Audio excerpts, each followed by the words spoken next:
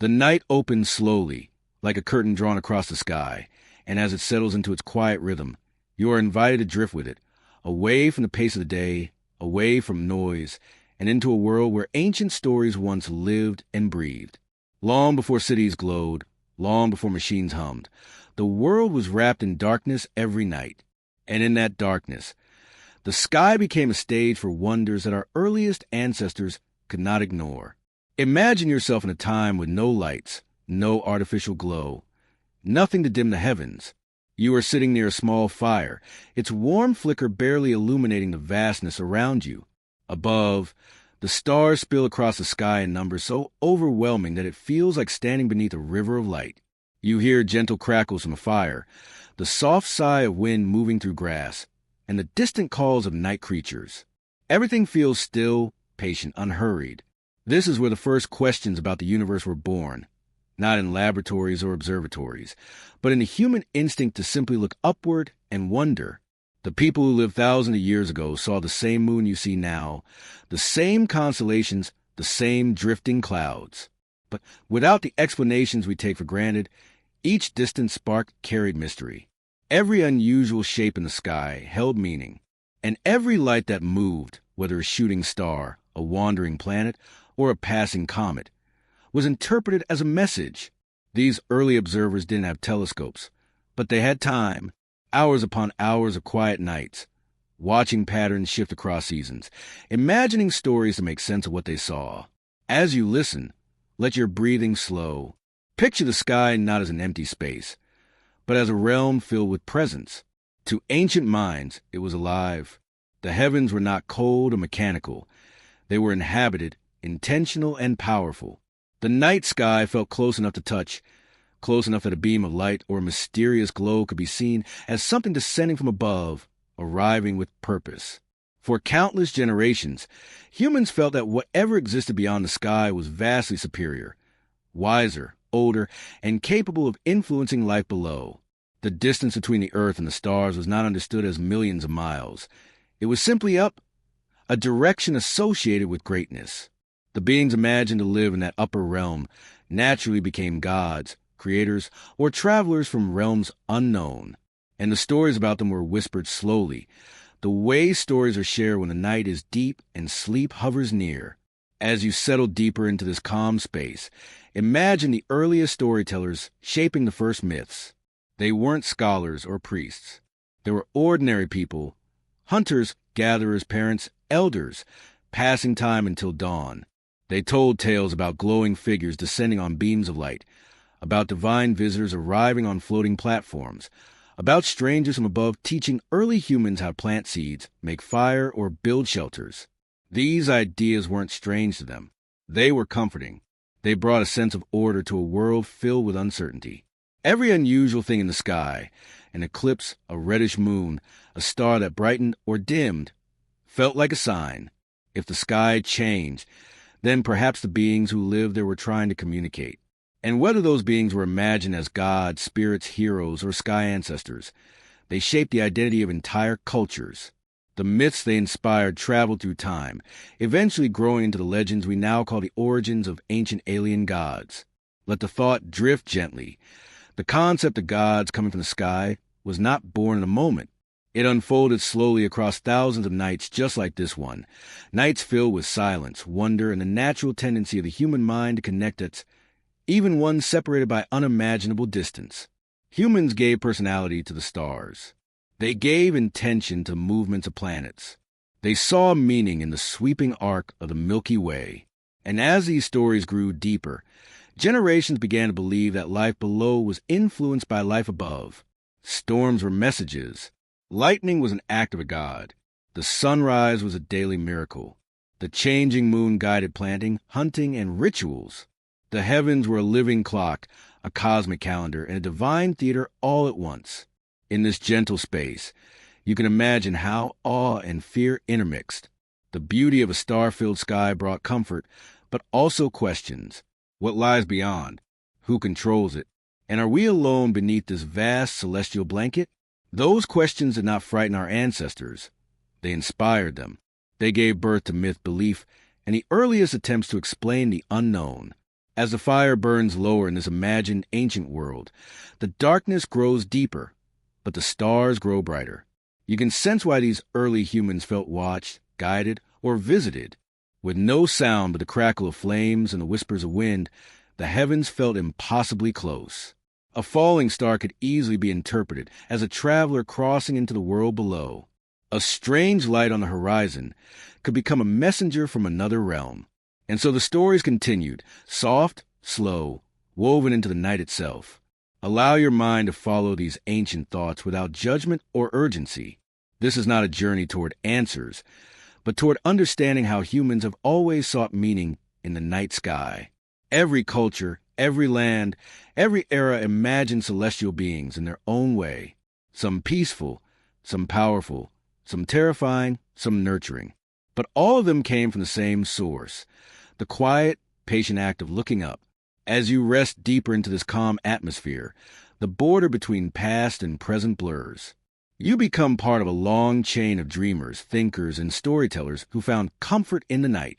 And as the stars continue to glow, steady, timeless, unchanging, you can sense the ancient roots of the myths we are about to explore.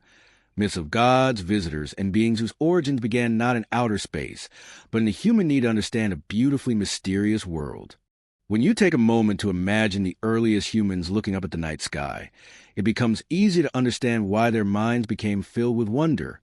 Every night offered a quiet, cosmic performance. With no distractions, no glowing screens, no towering buildings, the sky was the largest and most beautiful thing they knew. It stretched endlessly above them, a dome of shimmering lights that seemed both peaceful and mysterious, familiar yet unreachable. As the world darkened, the heavens awakened, revealing their vast, patient presence. For ancient humans, looking up was not a passing thought. It was a regular ritual, a natural part of life. At night, everything slowed down. Work stopped. Travel paused. And with few sources of artificial light, they found themselves surrounded by darkness, with the stars providing the only illumination. The Milky Way swept across the sky like a river of glowing dust. Slow-moving planets drifted like wandering spirits. The moon shifted shape from night to night, never quite the same. All of these quiet transformations invited questions long before the idea of science ever existed. Looking up became a way of exploring without moving. It allowed the mind to roam, to drift, to shape patterns and stories. When the first humans gazed upward, they were staring into something massive, something that made them feel small yet connected. The sky felt like a world above the world, a higher plane full of meanings that weren't immediately obvious. It made people curious. It made them attentive. But more than anything, it made them imaginative. The earliest humans had no books and no written language, but they had eyes, instincts, and a deep need to make sense of their surroundings. When they saw the same stars appear every night, the same constellations rising at certain times of the year, the same bright points moving slowly across the sky, they realized a pattern existed. And where there is a pattern, there is meaning. Night after night, season after season, they watched the heavens and connected what they saw with events in their own lives. A bright star might coincide with a good hunt. A strange light might appear during a harsh winter. A comet might blaze across the sky before major change in their community. Over time, these coincidences took on deeper significance, shaping early beliefs. Imagine a small group of early humans gathered outside their shelter, watching the horizon. The day's warmth is fading. The colors of sunset dissolve into the gentle blue of twilight. One by one, the stars appear. A child looks up and asks an elder why the lights in the sky are there. And the elder, gazing upward with equal curiosity, begins to offer a story. Not out of deception, but out of a human desire to explain the unexplainable. Perhaps those lights are ancestors watching over them. Perhaps they are spirits guiding travelers. Or perhaps the brightest star is a powerful being who controls the wind, the rain, or the fate of their hunt. These stories become a framework for understanding the world, passed down through generations, refined with each retelling. Human fascination with the sky wasn't just spiritual. It was practical. The heavens served as a natural clock. By observing the stars, early humans learned when seasons would shift. They knew when animals migrated and when plants would grow. They could track time, navigate across landscapes, and anticipate changes in weather. The sky was their calendar, their compass, and their guide. But its usefulness did not make it any less mysterious. Instead, it deepened their respect. The beings they imagined living in the sky weren't simply powerful. They were essential. As you listen and imagine these ancient scenes, let your own breath slow. Picture the sky not as a scientific object, but as a living presence, full of subtle movements and quiet secrets. In the stillness of night, the mind becomes more receptive. Gentle thoughts rise and fall like soft waves, mirroring the calm curiosity our ancestors felt as they observed the stars. Their fascination was born not from fear, but from a desire to understand. The sky represented order, continuity, and a sense of something greater than themselves. But fascination alone does not explain why humans believe the sky housed higher beings. There was also emotion, an emotional response to vastness. When you look at the stars, even today, you might feel a small stirring of wonder or humility. It is a sensation that stretches back across the entire history of our species. The sky made people feel connected to something immense. Its beauty stirred their imagination. Its unpredictability reminded them of forces beyond their control. And its consistent patterns helped them trust in a greater rhythm of life. Over time, this emotional and practical relationship evolved into myth. Humans are natural storytellers. It is how we explore ideas that go beyond our reach. When ancient people saw lightning splitting the sky, they imagined a god wielding a fiery weapon.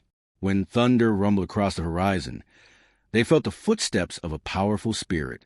When the sun disappeared behind the moon during an eclipse, they believed something divine was happening, a battle, a warning, or a message. Their interpretations were not random. They were deeply tied to the belief that the sky was alive. As cultures formed and expanded, these early ideas grew more complex. Different communities saw different shapes in the constellations. Some saw hunters. Others saw animals. Others saw gods traveling across the heavens. Each story helped connect them to their world. Each myth gave meaning to the vastness above. And as these stories took shape, the idea of beings descending from the sky became natural, even expected. If the sky was the home of gods, then their arrival on earth felt logical. Let your mind imagine this evolution gently, as if watching time unfold in slow motion. First came the awe, then the curiosity, then the stories. And from those stories emerged the early foundations of beliefs that would carry through thousands of years, eventually giving rise to the idea that the gods might not only be divine, but perhaps visitors from somewhere beyond the stars.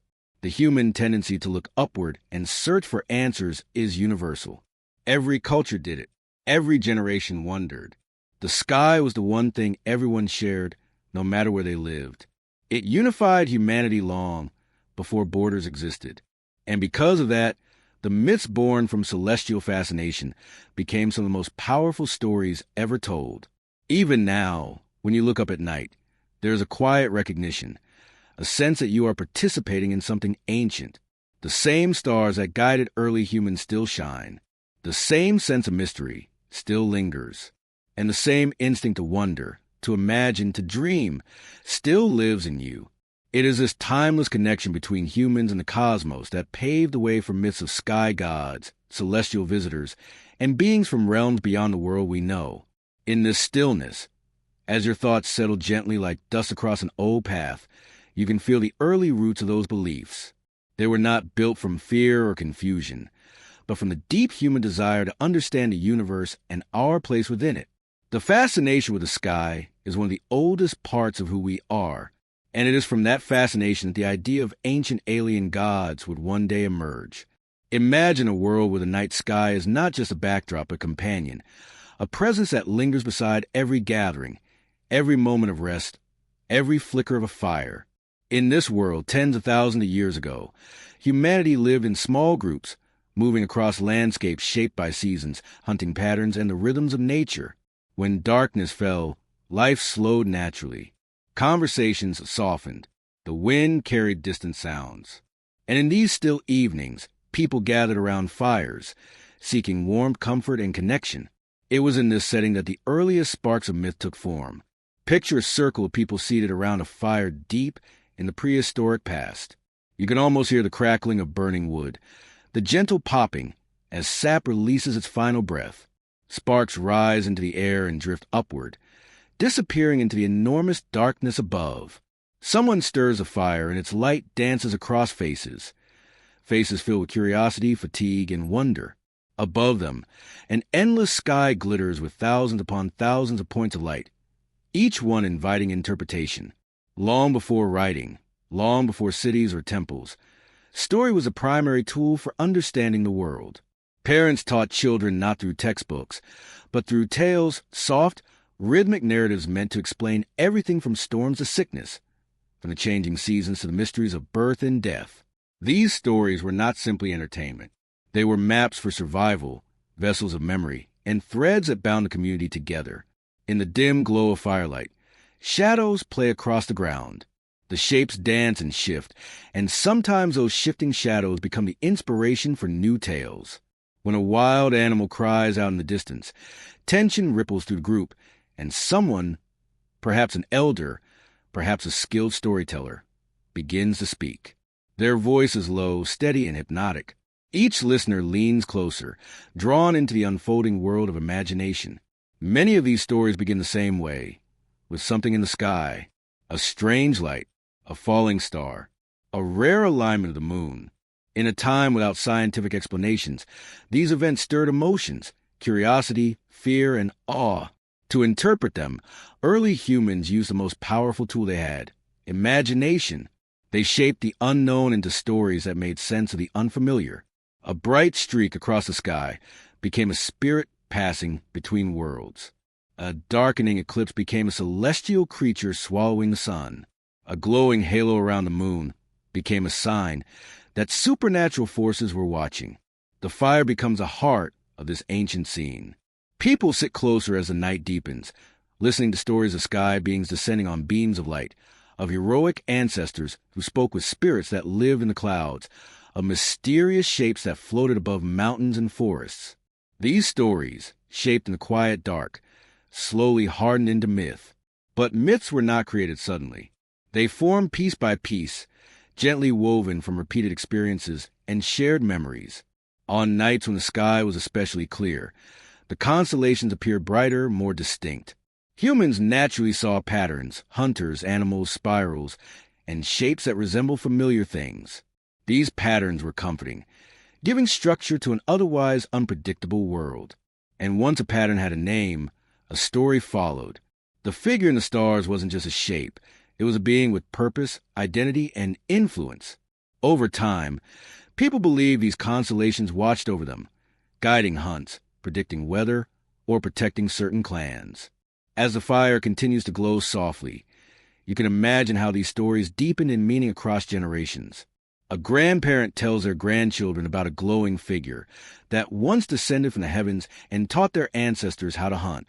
The next generation adds more details. Perhaps the figure walked with light surrounding them or carried knowledge from a distant realm. Over centuries, these stories transform into myths of gods descending from the sky, bringing wisdom, tools, or protection. It's important to imagine the emotional landscape of these early storytellers. Their lives were filled with uncertainty and vulnerability. A sudden storm could be deadly. A failed hunt could mean starvation. Illness could take loved ones without warning. In such a fragile world, stories offered not just explanations, but comfort. Myths gave meaning to hardship, placing human struggles within a larger, cosmic narrative. If the gods in the sky were watching, then life was not random. If beings once visited, then humans were not alone. Night after night, the fire burns low, and more stories are shared. Some tales are warnings about spirits that punish disrespect or celestial beings angered by human misbehavior. Others are hopeful, speaking of messengers from the sky who protected the tribe or taught them lost secrets. These stories become the foundation of belief, slowly evolving into the earliest forms of religion, spirituality, and cosmology. As the stories flow, listeners drift between wakefulness and sleep. Their minds soften, becoming more receptive to images and metaphors. Shadows from a fire blur with shapes in the night sky, creating dreamlike visions.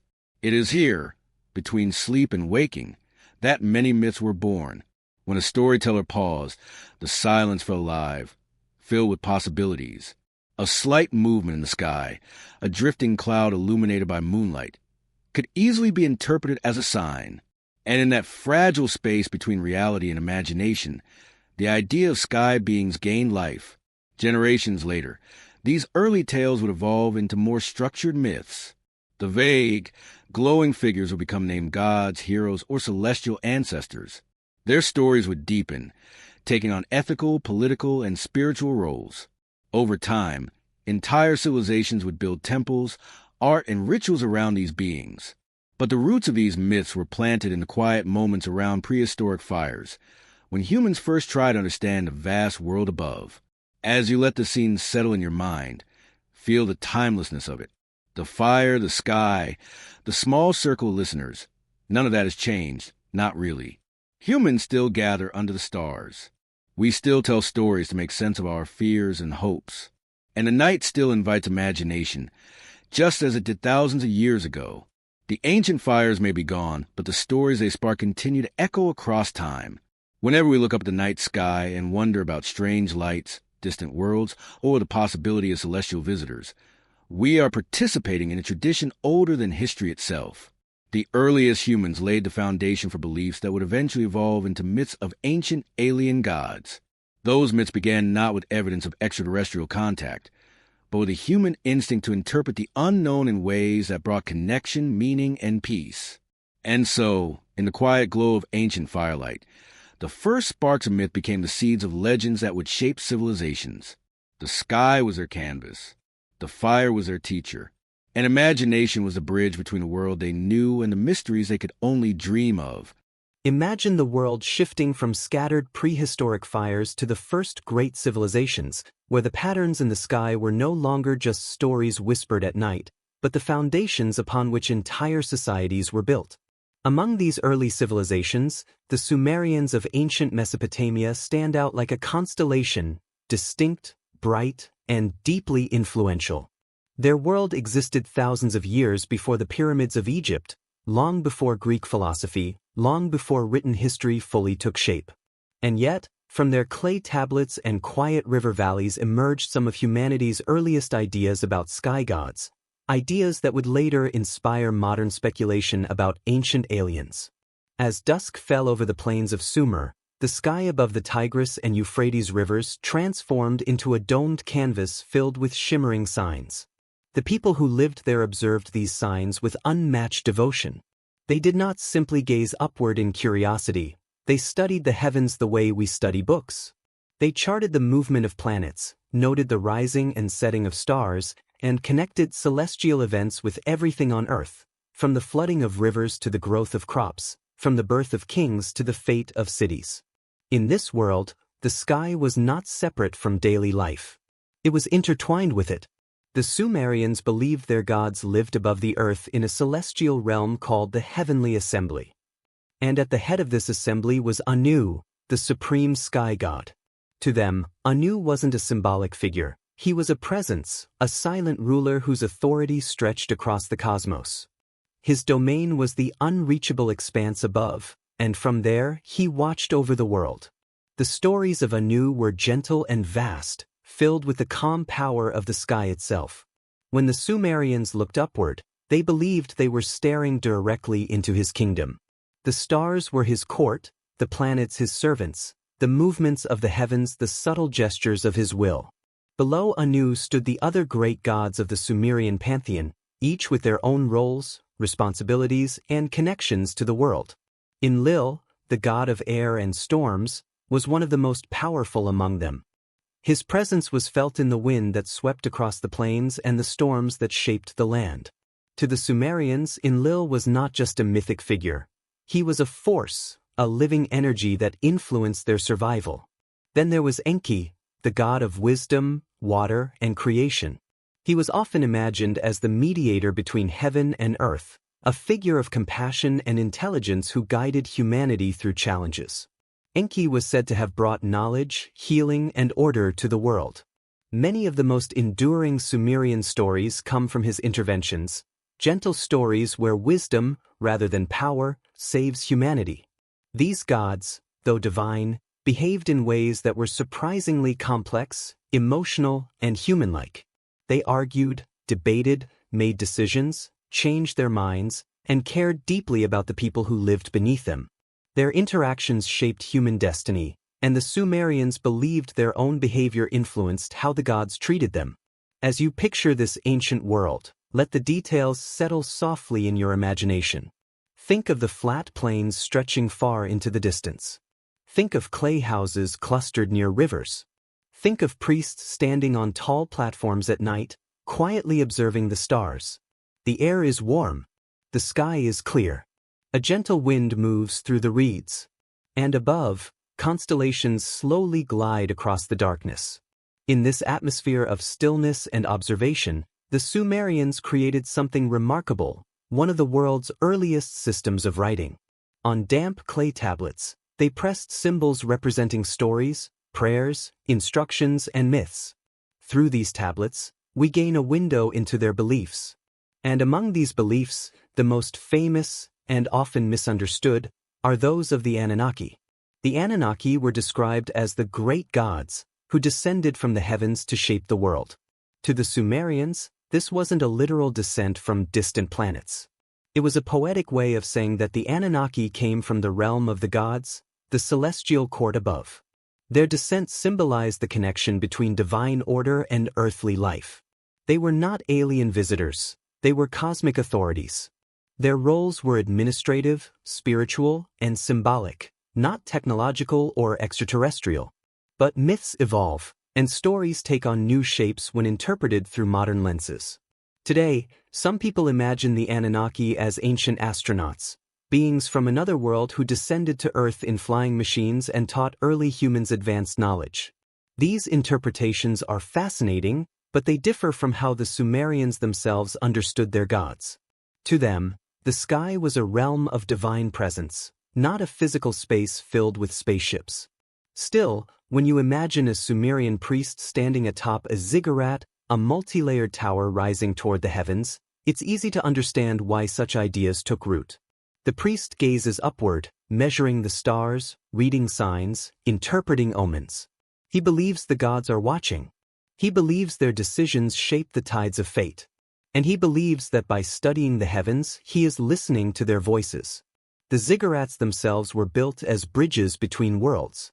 They were not temples for gatherings, but platforms for observation and connection. At their summit, priests made offerings to the gods, believing the higher they climbed, the closer they came to the divine realm.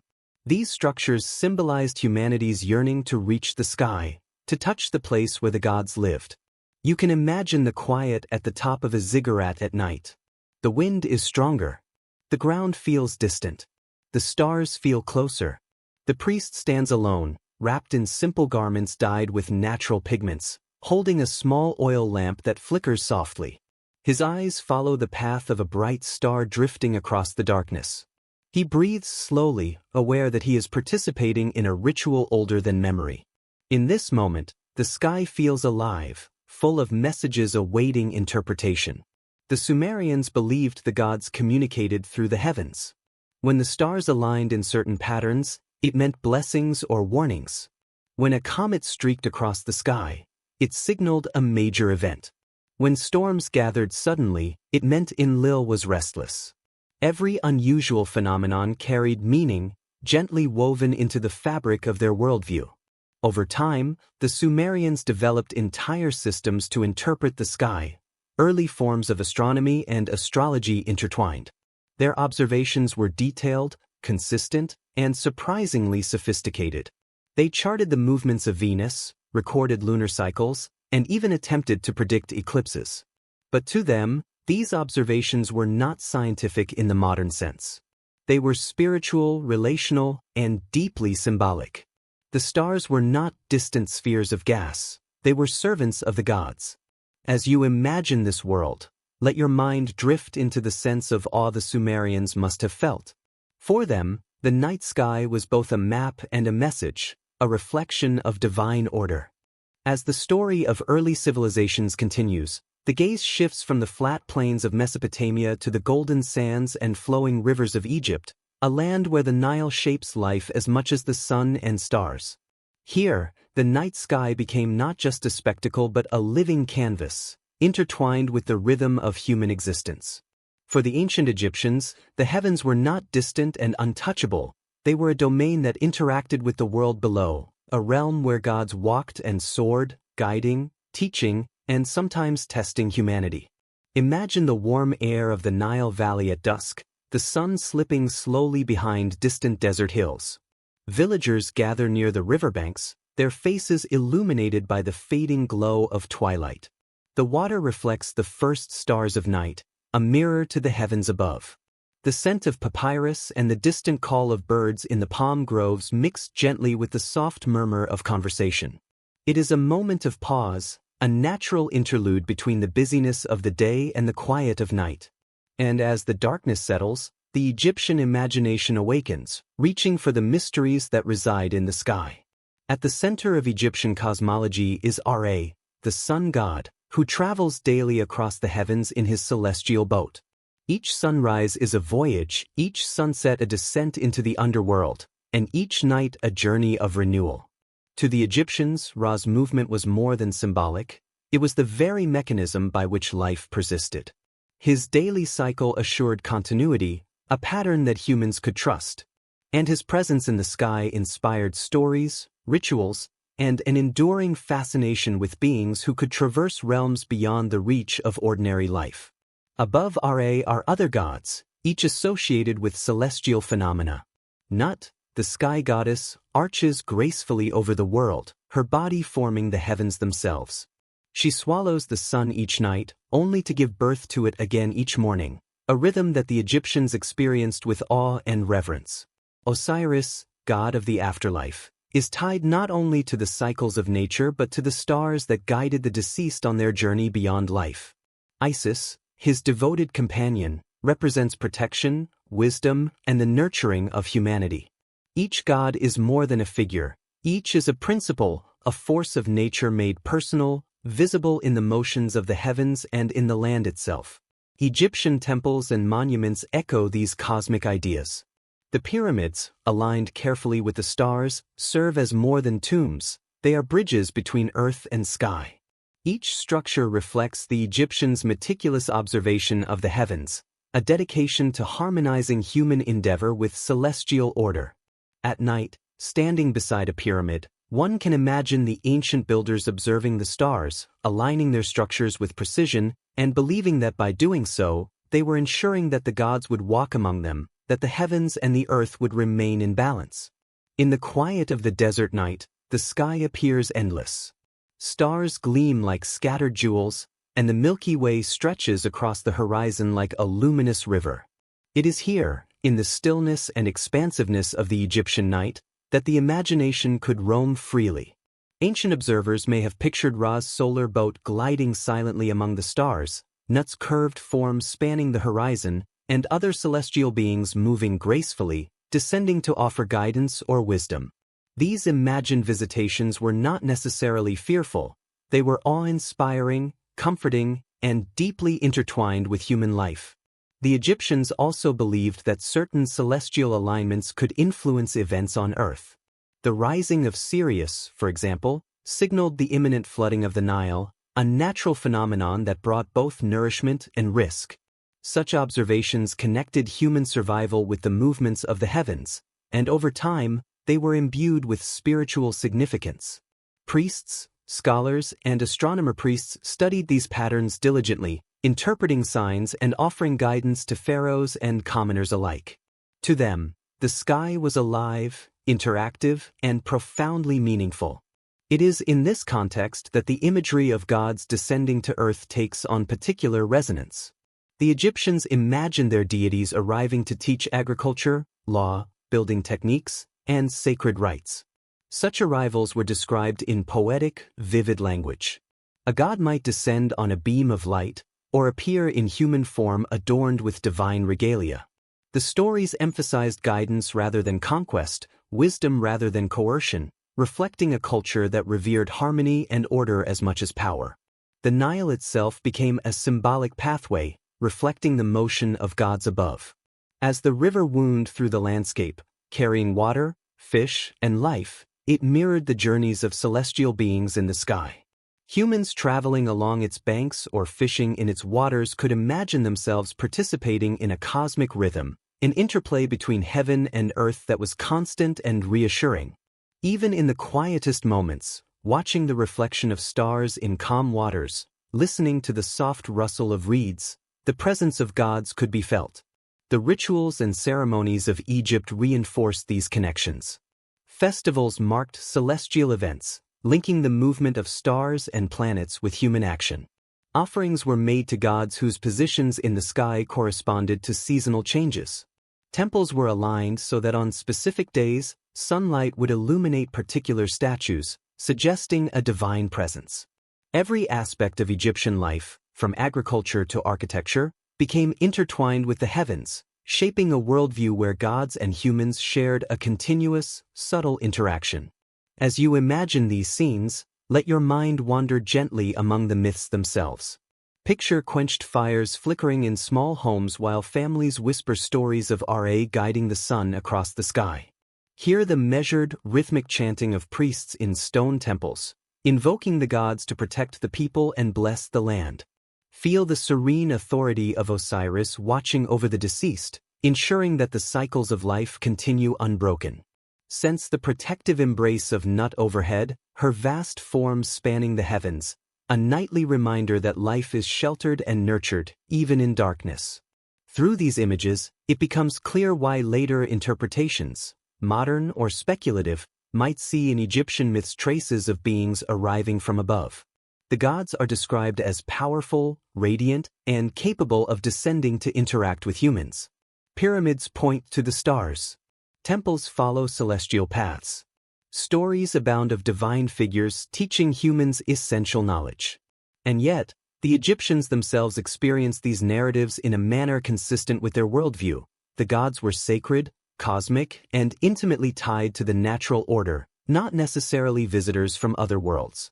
Even as the world modernized millennia later, these stories retained their quiet, hypnotic allure. They remind us that the sky has always been a source of wonder.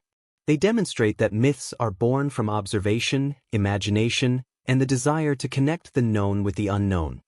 As the gaze shifts across continents and oceans, one finds themselves in Mesoamerica, a land of jungles, mountains, and vast rivers where civilizations arose with a deep and intricate understanding of the heavens.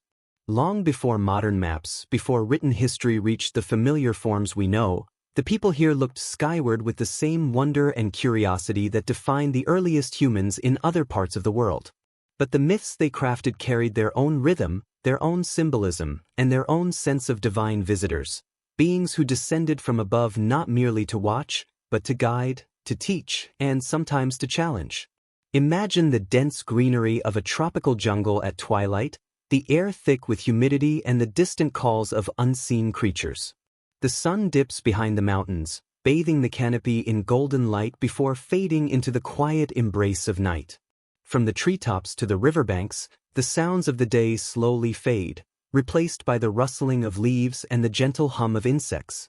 In small villages, smoke rises from hearth fires, curling upward toward a sky now shimmering with stars. Children listen intently as elders begin to speak, recounting stories that have been passed down for generations, stories that explain the origins of the world, the movements of the sun and moon, and the arrival of extraordinary beings from the heavens.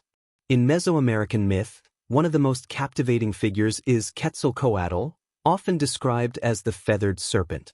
His presence is both gentle and commanding, a being who walks between realms, bridging earth and sky.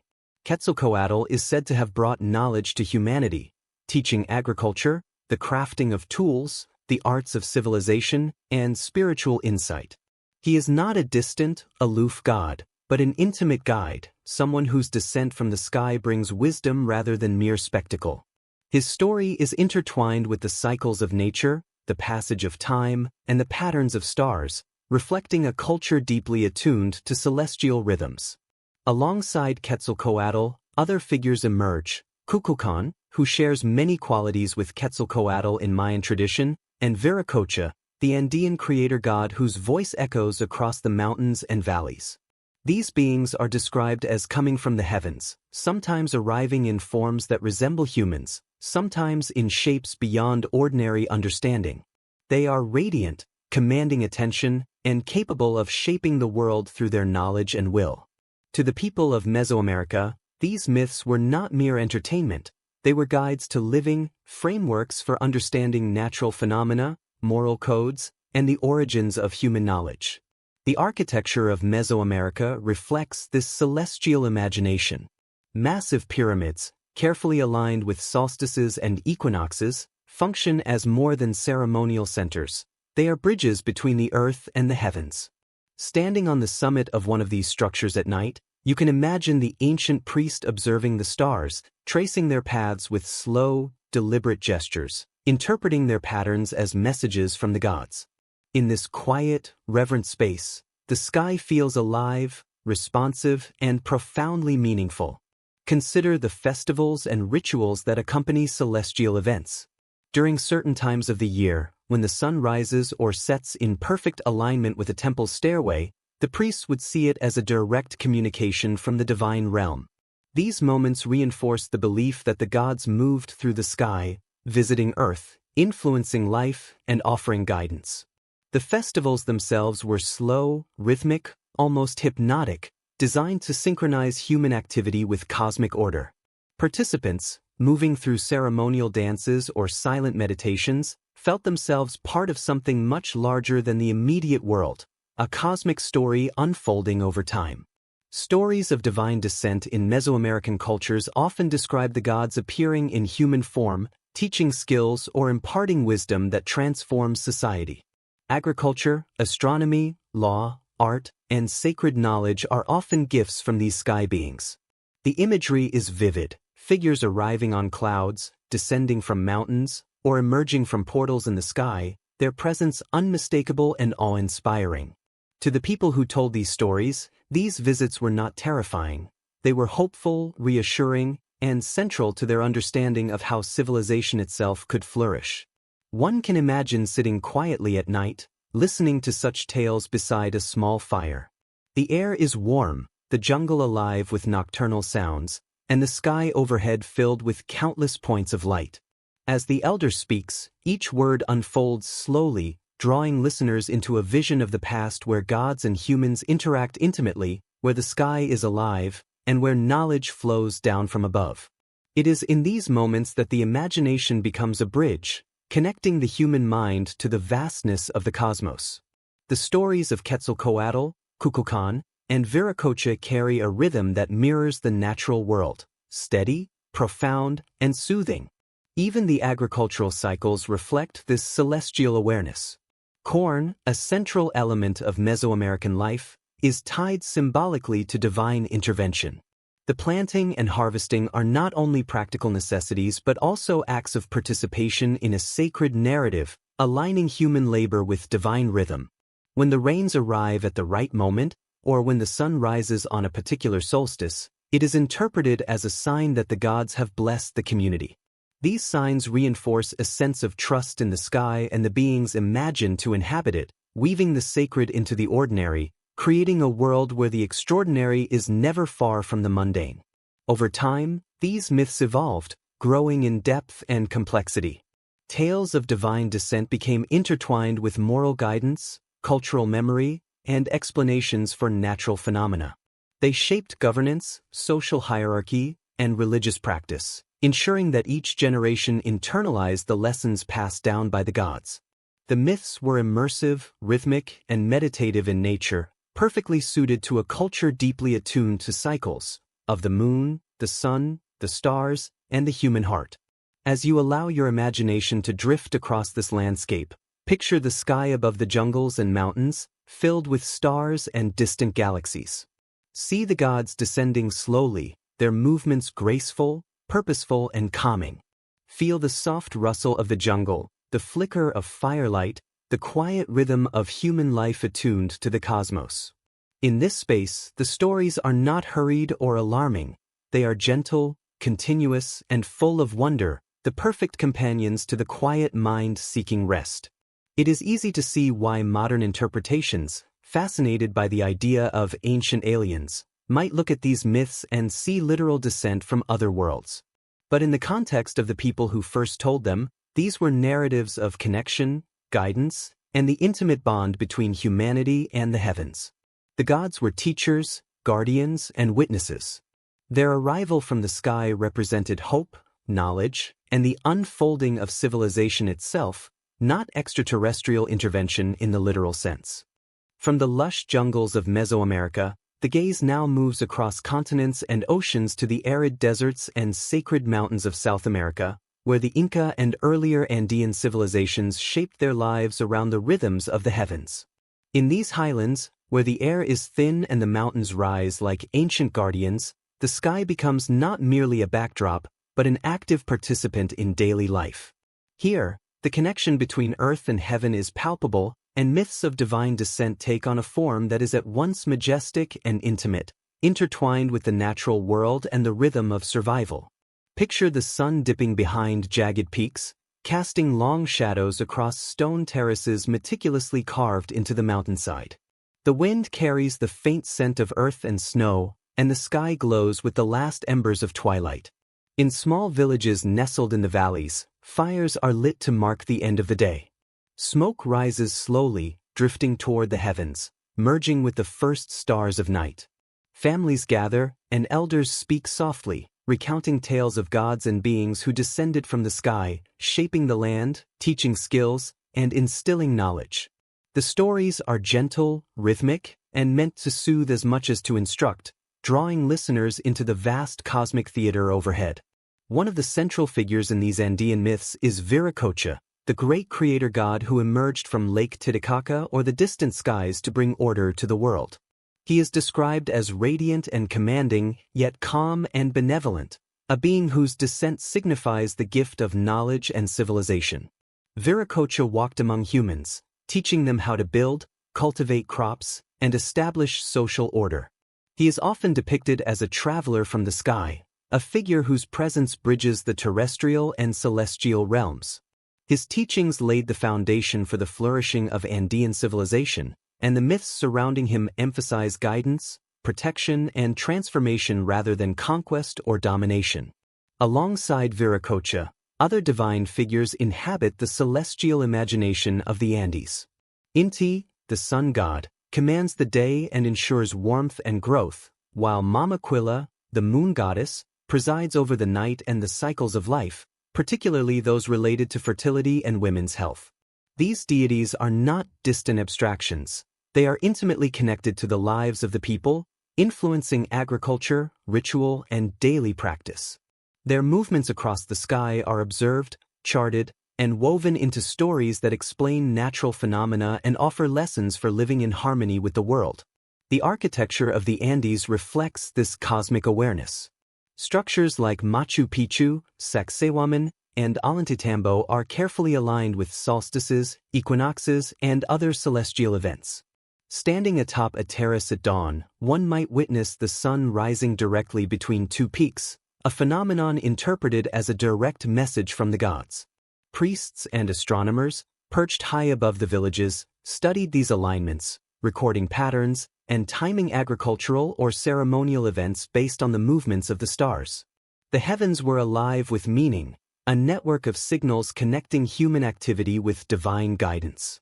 In the quiet of the Andean night, the stars spill across the sky like a vast river of light. The Milky Way arches overhead, and the constellations, familiar to the people of the highlands, take on symbolic forms. Each celestial body carries a story, a lesson, or a warning. These constellations are not simply distant lights. They are living entities whose positions and movements influence the land below. Observers might watch the passage of a bright star and interpret it as a signal that the gods have blessed a harvest or that a ritual must be performed. Even the smallest changes in the night sky can carry profound significance. The rituals themselves are slow, deliberate, and immersive. During ceremonies, people might chant, dance, or present offerings to align themselves with the gods' intentions. The rhythm of these practices mirrors the cycles of nature, the rise and fall of the sun, the waxing and waning of the moon, the shifting of the seasons. Every movement is purposeful, every gesture is meaningful. In these ceremonies, the line between human and divine blurs, as if the act of participating in the ritual allows people to touch the realm of the gods, to feel their presence, and to absorb their wisdom. Stories of divine descent in Andean culture often describe gods arriving in human form, moving through the mountains, or descending from the sky in radiant light. These figures impart critical knowledge, agricultural techniques, methods for building terraces, moral codes, and spiritual practices. Their arrival is celebrated, their teachings revered. They are seen as essential guides, shaping civilization itself. Unlike distant, aloof deities, these gods are approachable, present, and benevolent, emphasizing the bond between humans and the cosmic order. Imagine a family listening to such a story around a small fire, the night sky stretching infinitely above. The elder speaks with measured cadence, each word slow and deliberate, drawing the listener into the narrative. Sparks from the fire drift upward, mingling with the stars, creating the illusion that the sky is closer than it actually is. The listener can almost see Viracocha walking down from the heavens, teaching and guiding with a gentle, radiant presence.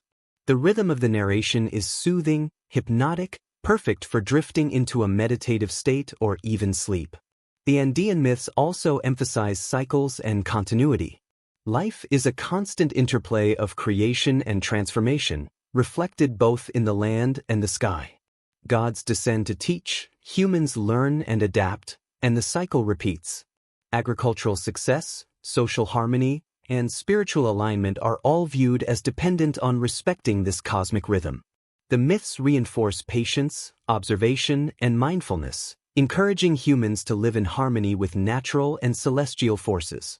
In this sense, the myths are practical as well as spiritual, blending the mundane and the extraordinary seamlessly. Modern observers often interpret these myths through the lens of speculative theories, imagining ancient alien visitors guiding early civilizations. It is easy to see why.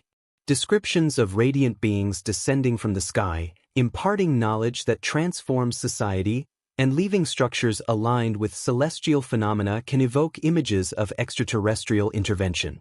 But the original Andean worldview interprets these phenomena symbolically. Divine descent is about connection, guidance, and the transmission of wisdom, not literal travel between planets. The stories are deeply human, born from observation, imagination, and the desire to understand the vast, mysterious cosmos. As night deepens in your imagination, picture the Andean peaks bathed in silver moonlight, the stars shimmering in endless patterns. Feel the quiet rhythm of the wind through the valleys, the soft glow of fires in distant villages, and the gentle echo of chants that reach upward. Sense the presence of gods, not as intruders, but as guides whose descent symbolizes the flow of wisdom from the heavens to humans. In this still, meditative space, myths become more than stories.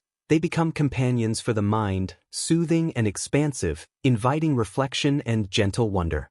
These narratives, passed down over centuries, preserve an intimate understanding of the cosmos. They remind us that humans have always sought meaning in the sky, and that the act of looking upward is as ancient as civilization itself.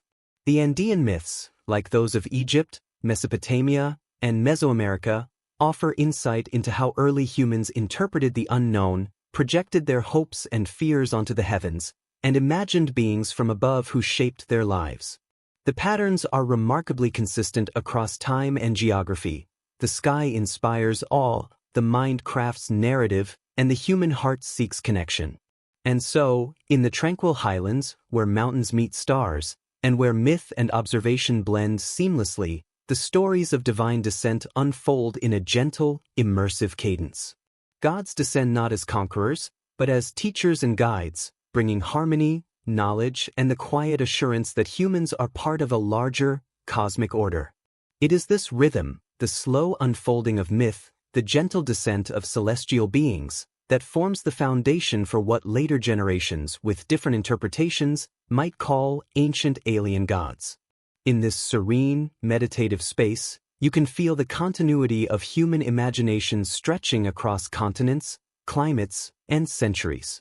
From the Sumerians and Egyptians to the Mesoamerican and Andean civilizations, the common thread is the same. The sky is alive, the gods are near, and the stories are both soothing and instructive. It is in this timeless connection, observed patiently by generations, that the earliest seeds of fascination with beings descending from the heavens were planted, a fascination that continues to captivate the human mind even today. As the years of the Trojan siege continued, the quiet rhythm of life on both sides of the walls became a steady, almost meditative cadence.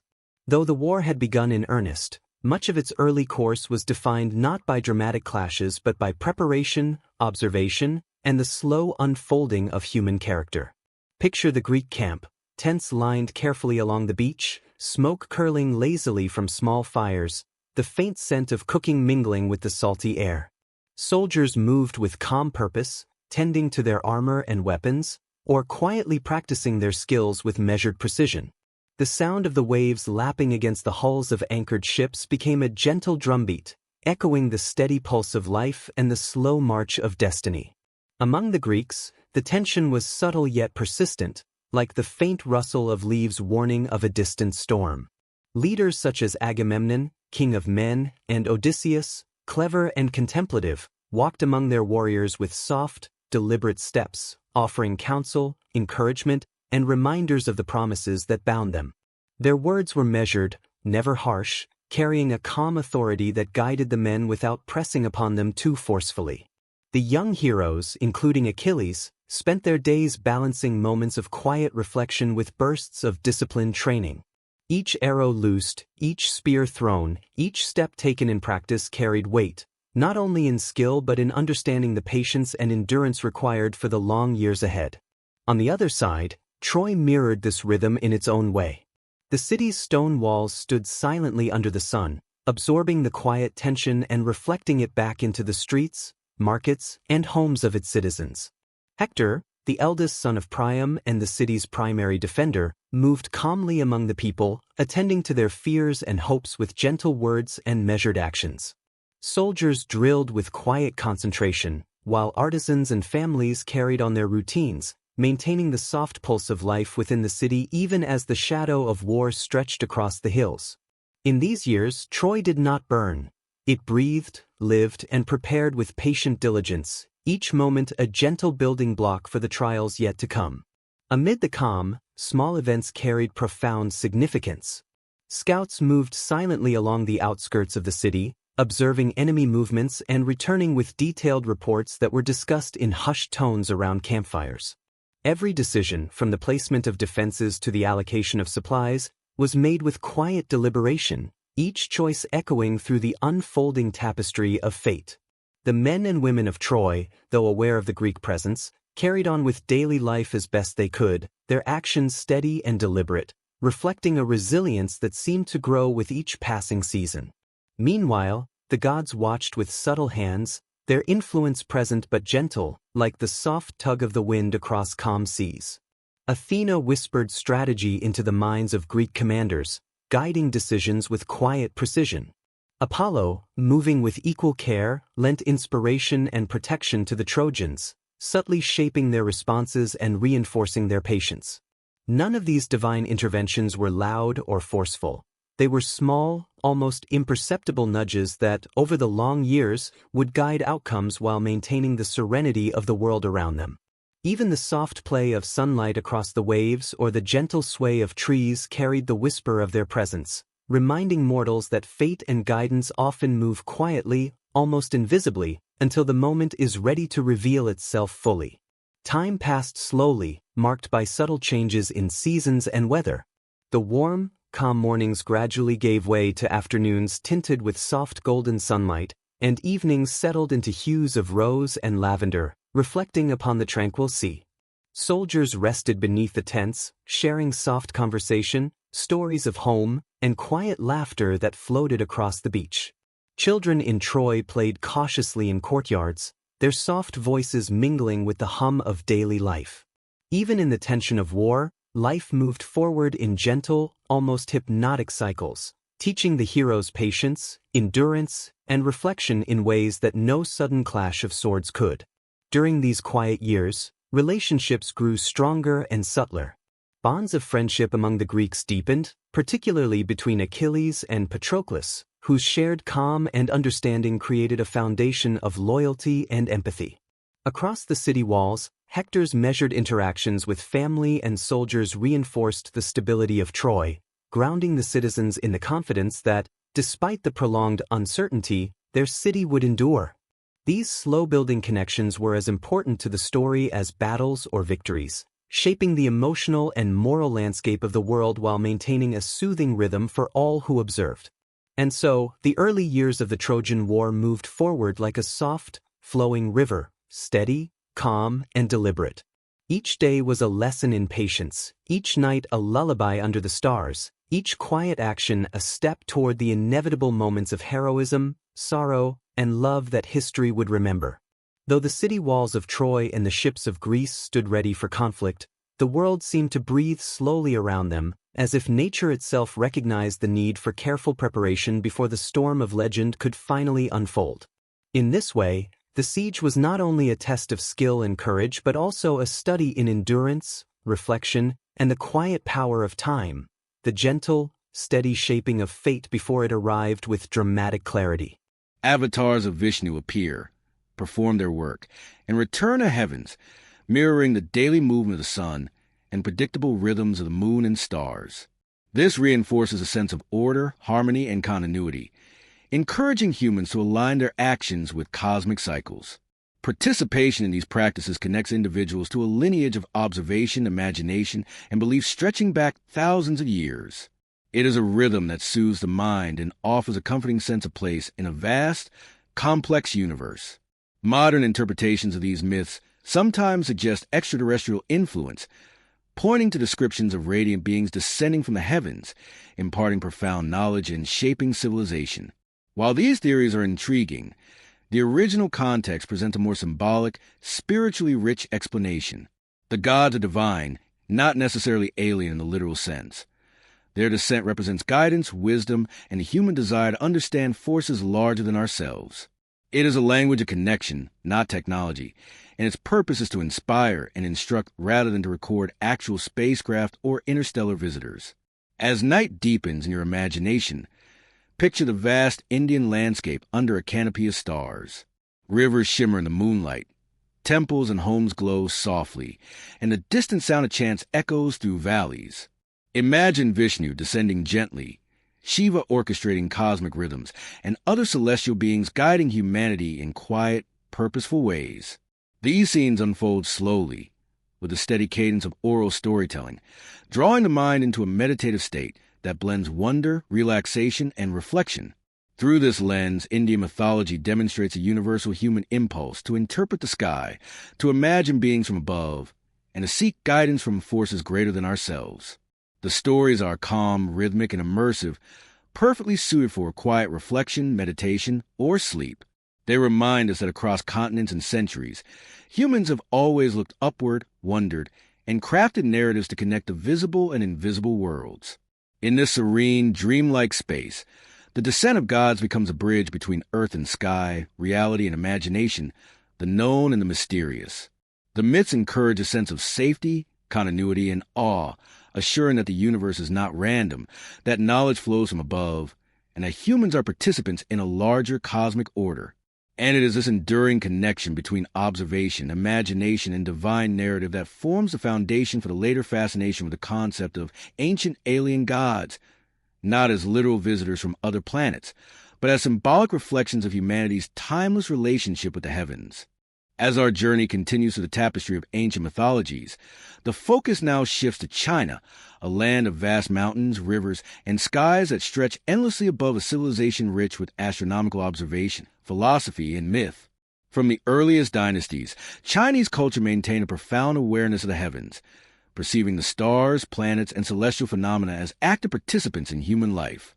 The myths crafted here describe beings descending from the sky to guide, protect, and instruct humanity, creating a sense of harmony between the cosmos and life on Earth. These narratives, gentle yet profound, carry both practical and spiritual wisdom, illustrating how the sky itself shaped the rhythms of civilization. Imagine a quiet evening along the banks of the Yellow River. The water flows slowly, reflecting the soft glow of the moon and the scattered points of starlight above. The air is cool and still, carrying the faint fragrance of distant pines. Villagers gather in small courtyards or atop hills, listening to elders recount stories that have been passed down for generations. The tales speak of gods and celestial beings who descended from the heavens, interacting with humans to impart wisdom, introduce innovations, and ensure balance in society. Each story unfolds slowly, with deliberate cadence, as if the night itself is part of the narrative, creating a soothing rhythm that invites contemplation and relaxation. One of the most revered figures in Chinese mythology is Fuxi, often depicted as a half-human, half-serpent figure who taught early humans essential skills. He introduced the trigrams of the I Ching, imparted knowledge of fishing, hunting, and agriculture, and established the principles of civilization. Fuxi's descent from the heavens is not violent or dramatic. It is gentle, deliberate, and purposeful. He is a guide, a teacher, and a symbol of the sky's benevolence, showing that divine intervention can be both nurturing and transformative. His story emphasizes a flow of knowledge from above, connecting humans to the wisdom of the cosmos. Alongside Fuxi, other celestial figures play critical roles in Chinese cosmology. Nuwa, often paired with Fuxi, is credited with creating humans and repairing the heavens when they were damaged. Her presence emphasizes the intimate connection between the celestial and terrestrial realms, demonstrating that the sky is not distant but active in shaping human destiny. The Jade Emperor, ruler of the heavens, presides over cosmic order, ensuring that the movement of celestial bodies align with the rhythms of Earth. The moon goddess Chang'e embodies subtle influence, her cycles marking the passage of time, fertility, and reflective, meditative aspects of life. Together, these figures illustrate a worldview in which divine beings move fluidly between realms, descended to Earth to teach, guide, or restore balance. The architecture and planning of ancient Chinese cities, temples, and palaces often reflect the celestial awareness. Temples were aligned to cardinal points, mountains and rivers were considered sacred, and specific structures were constructed to mirror celestial patterns. Observation of the stars and the moon informed calendars, agricultural schedules, and ceremonial dates. Standing on a temple terrace at night, one can imagine a priest observing the heavens with quiet intensity, noting the positions of stars, interpreting celestial omens, and guiding the community based on these observations. The sky, in this way, becomes a map of divine presence, signaling events, lessons, and guidance. Chinese myths of divine descent often describe beings arriving in forms comprehensible to humans, bridging the gap between the infinite sky and the finite earth. These narratives emphasize teaching, innovation, and moral guidance rather than mere spectacle or conquest. For instance, Fuxi's instructions in agriculture and societal order demonstrate that descent from the heavens is intended to empower humans, not dominate them. The narrative is calm and reassuring, suggesting that the cosmos itself is attentive to human life and willing to offer support when needed. These stories foster a sense of safety and continuity, encouraging humans to align their actions with cosmic principles. In quiet evenings, listening to these myths by candlelight or under the stars, one can imagine the gentle descent of Fuxi or Nuwa. The descriptions are vivid but not frightening. They are filled with luminous presence, subtle movements, and a sense of purpose. The rhythm of storytelling is slow and measured, mirroring the cycles of the moon, the flowing of rivers, and the rising and setting of the sun. Each word, each gesture, is meant to soothe, inspire, and guide, creating a meditative state that draws the listener into the narrative while encouraging reflection and calm. The astronomical knowledge embedded in these myths is extensive. Ancient Chinese scholars meticulously observed the heavens, charting the positions of stars, noting comets and eclipses, and creating calendars that synchronize human life with celestial cycles. These observations were intertwined with mythology, infusing natural phenomena with narrative significance. The descent of gods and celestial beings is, therefore, not only a story but also an expression of the human desire to understand and harmonize with the cosmos. It is a vision in which the heavens communicate, instruct, and sustain human life. Festivals and rituals further reinforce the celestial connection. During the Mid-Autumn Festival, for example, families honor Chang'e and the moon, reflecting on cycles, time, and the passage of life. Ceremonies align with solstices, equinoxes, and lunar phases, creating a rhythm that synchronizes human activity with cosmic order. Participation in these rituals fosters a sense of belonging to the universe, of being guided and observed by benevolent forces, and of existing within a larger, coherent pattern. In this way, myths of divine descent are not only stories. They are practices that shape daily life consciousness and moral understanding. Modern interpretations sometimes reinterpret these narratives as evidence of extraterrestrial influence, pointing to the descriptions of radiant beings descending from the sky, imparting advanced knowledge, and shaping early civilization. Yet the original myths are deeply symbolic. The descent represents the flow of wisdom, moral guidance, and practical skills from a higher order. The celestial beings are not necessarily alien visitors, but expressions of human imagination interpreting natural and cosmic order. They are reflections of an enduring fascination with the sky, a desire to understand the unknown, and a recognition of the influence of forces beyond immediate perception. As the night deepens in your imagination, picture the vast expanse of Chinese landscapes under a canopy of stars. Rivers gleam in moonlight, mountains rise silently, and the gentle rustling of leaves mingles with distant sounds of human activity. Imagine Fuxi teaching, Niuhua guiding, and the Jade Emperor observing, their presence calm, benevolent, and purposeful. The stories unfold slowly, each moment deliberate, carrying a rhythm that mirrors the natural cycles of the world, creating a meditative atmosphere that soothes the mind and invites reflection.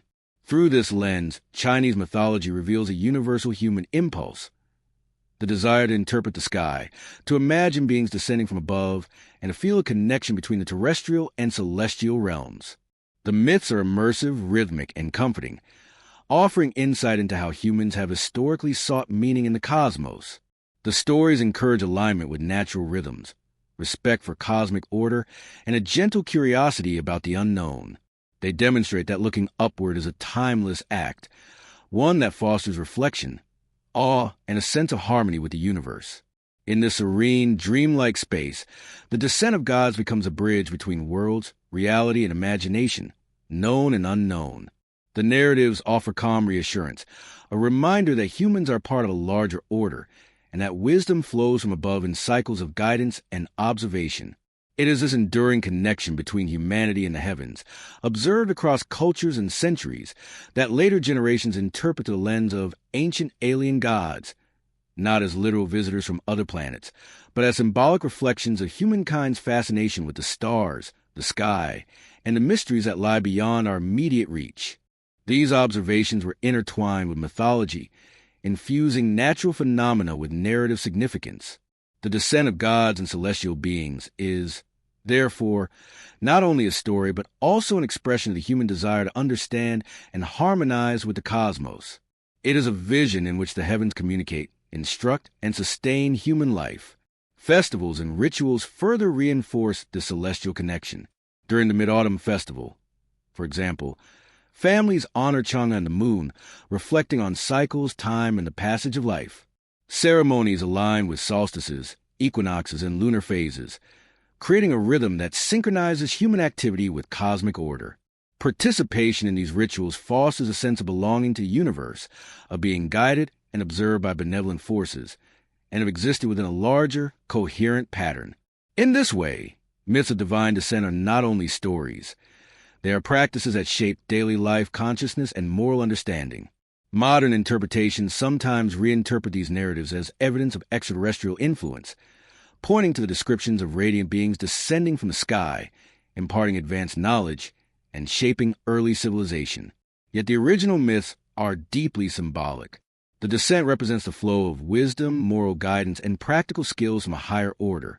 The celestial beings are not necessarily alien visitors, but expressions of human imagination interpreting natural and cosmic order. They are reflections of an enduring fascination with the sky, a desire to understand the unknown, and a recognition of the influence of forces beyond immediate perception. As the night deepens in your imagination, picture the vast expanse of Chinese landscapes under a canopy of stars. Rivers gleam in moonlight, mountains rise silently, and the gentle rustling of leaves mingles with distant sounds of human activity. Imagine Fuxi teaching, Niuhua guiding, and the Jade Emperor observing, their presence calm, benevolent, and purposeful. The stories unfold slowly, each moment deliberate, carrying a rhythm that mirrors the natural cycles of the world, creating a meditative atmosphere that soothes the mind and invites reflection. Through this lens, Chinese mythology reveals a universal human impulse, the desire to interpret the sky, to imagine beings descending from above, and to feel a connection between the terrestrial and celestial realms. The myths are immersive, rhythmic, and comforting, offering insight into how humans have historically sought meaning in the cosmos. The stories encourage alignment with natural rhythms, respect for cosmic order, and a gentle curiosity about the unknown. They demonstrate that looking upward is a timeless act, one that fosters reflection, awe, and a sense of harmony with the universe. In this serene, dreamlike space, the descent of gods becomes a bridge between worlds, reality, and imagination, known and unknown. The narratives offer calm reassurance, a reminder that humans are part of a larger order, and that wisdom flows from above in cycles of guidance and observation. It is this enduring connection between humanity and the heavens, observed across cultures and centuries, that later generations interpret through the lens of ancient alien gods, not as literal visitors from other planets, but as symbolic reflections of humankind's fascination with the stars, the sky, and the mysteries that lie beyond our immediate reach. From the vast landscapes of China, the journey now turns westward to the rugged terrains of the Middle East, a land of deserts, oases, and ancient river valleys where civilizations flourished under vast, open skies. Here, humanity's earliest attempt at recording the cosmos and connecting it to human life produced myths of divine descent that echo across millennia.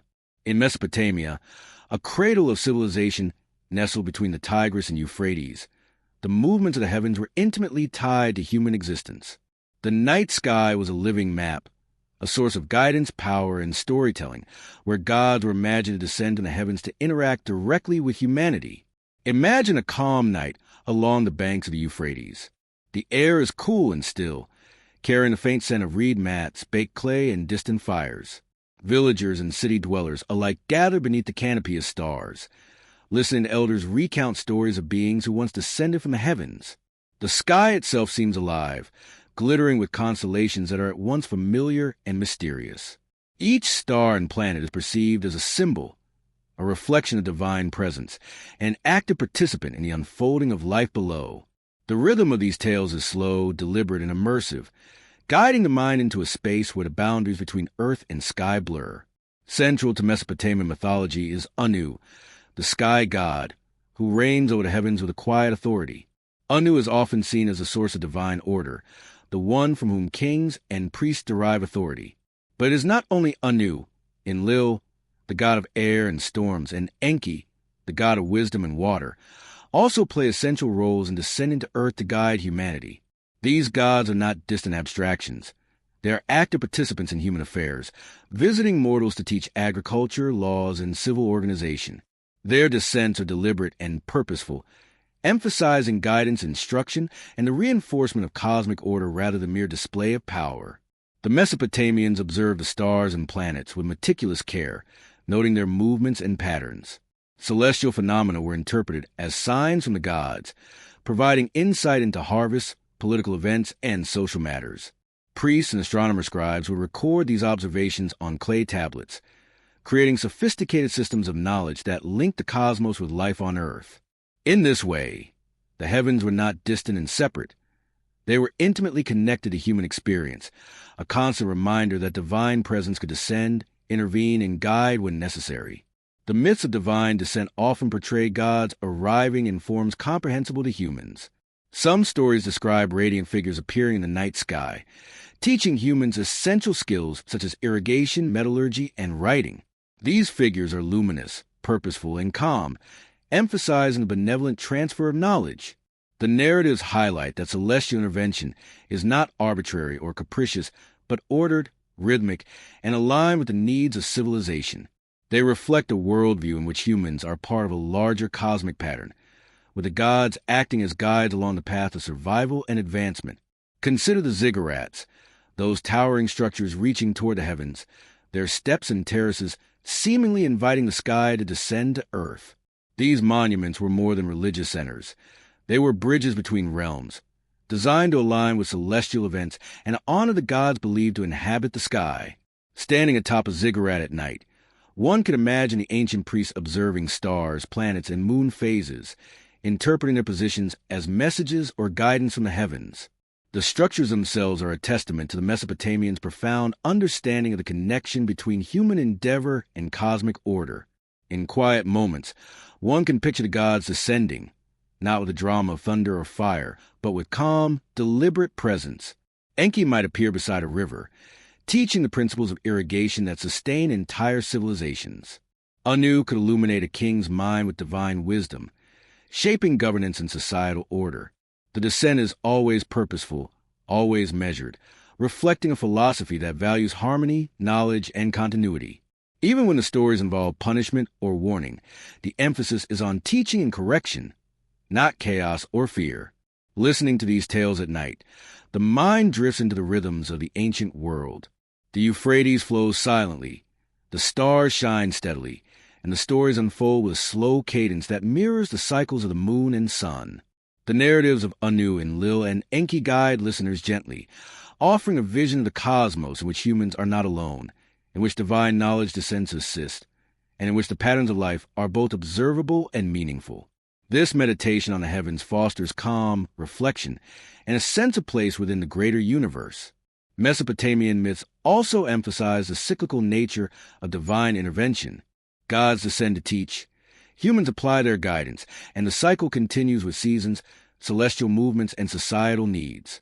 This rhythm reinforces patience, observation, and attentiveness to the natural and divine order.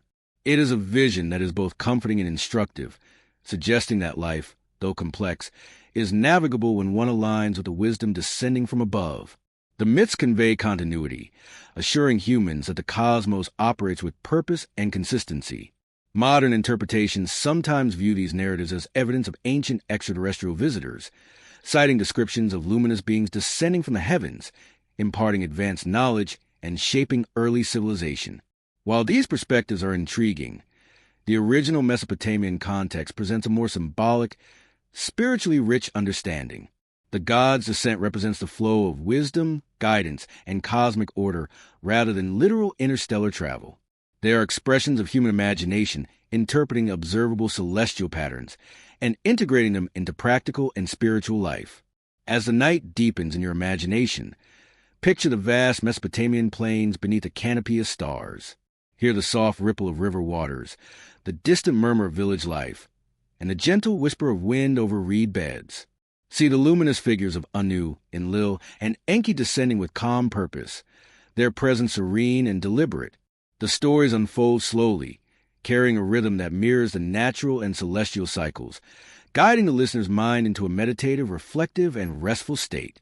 Through these myths, Mesopotamian culture demonstrates a universal human impulse to interpret the sky, to imagine beings descending from above, and to seek guidance and wisdom from forces greater than ourselves. The narratives are immersive, rhythmic, and soothing, designed to align human consciousness with the larger cosmic order.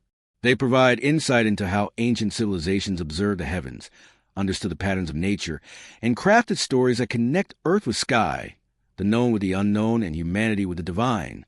In this tranquil, dreamlike space, the descent of gods becomes a bridge between realms, imagination and reality, observation and inspiration. The narratives offer calm reassurance, a sense of continuity, and the understanding that humans are participants in a universe guided by higher wisdom.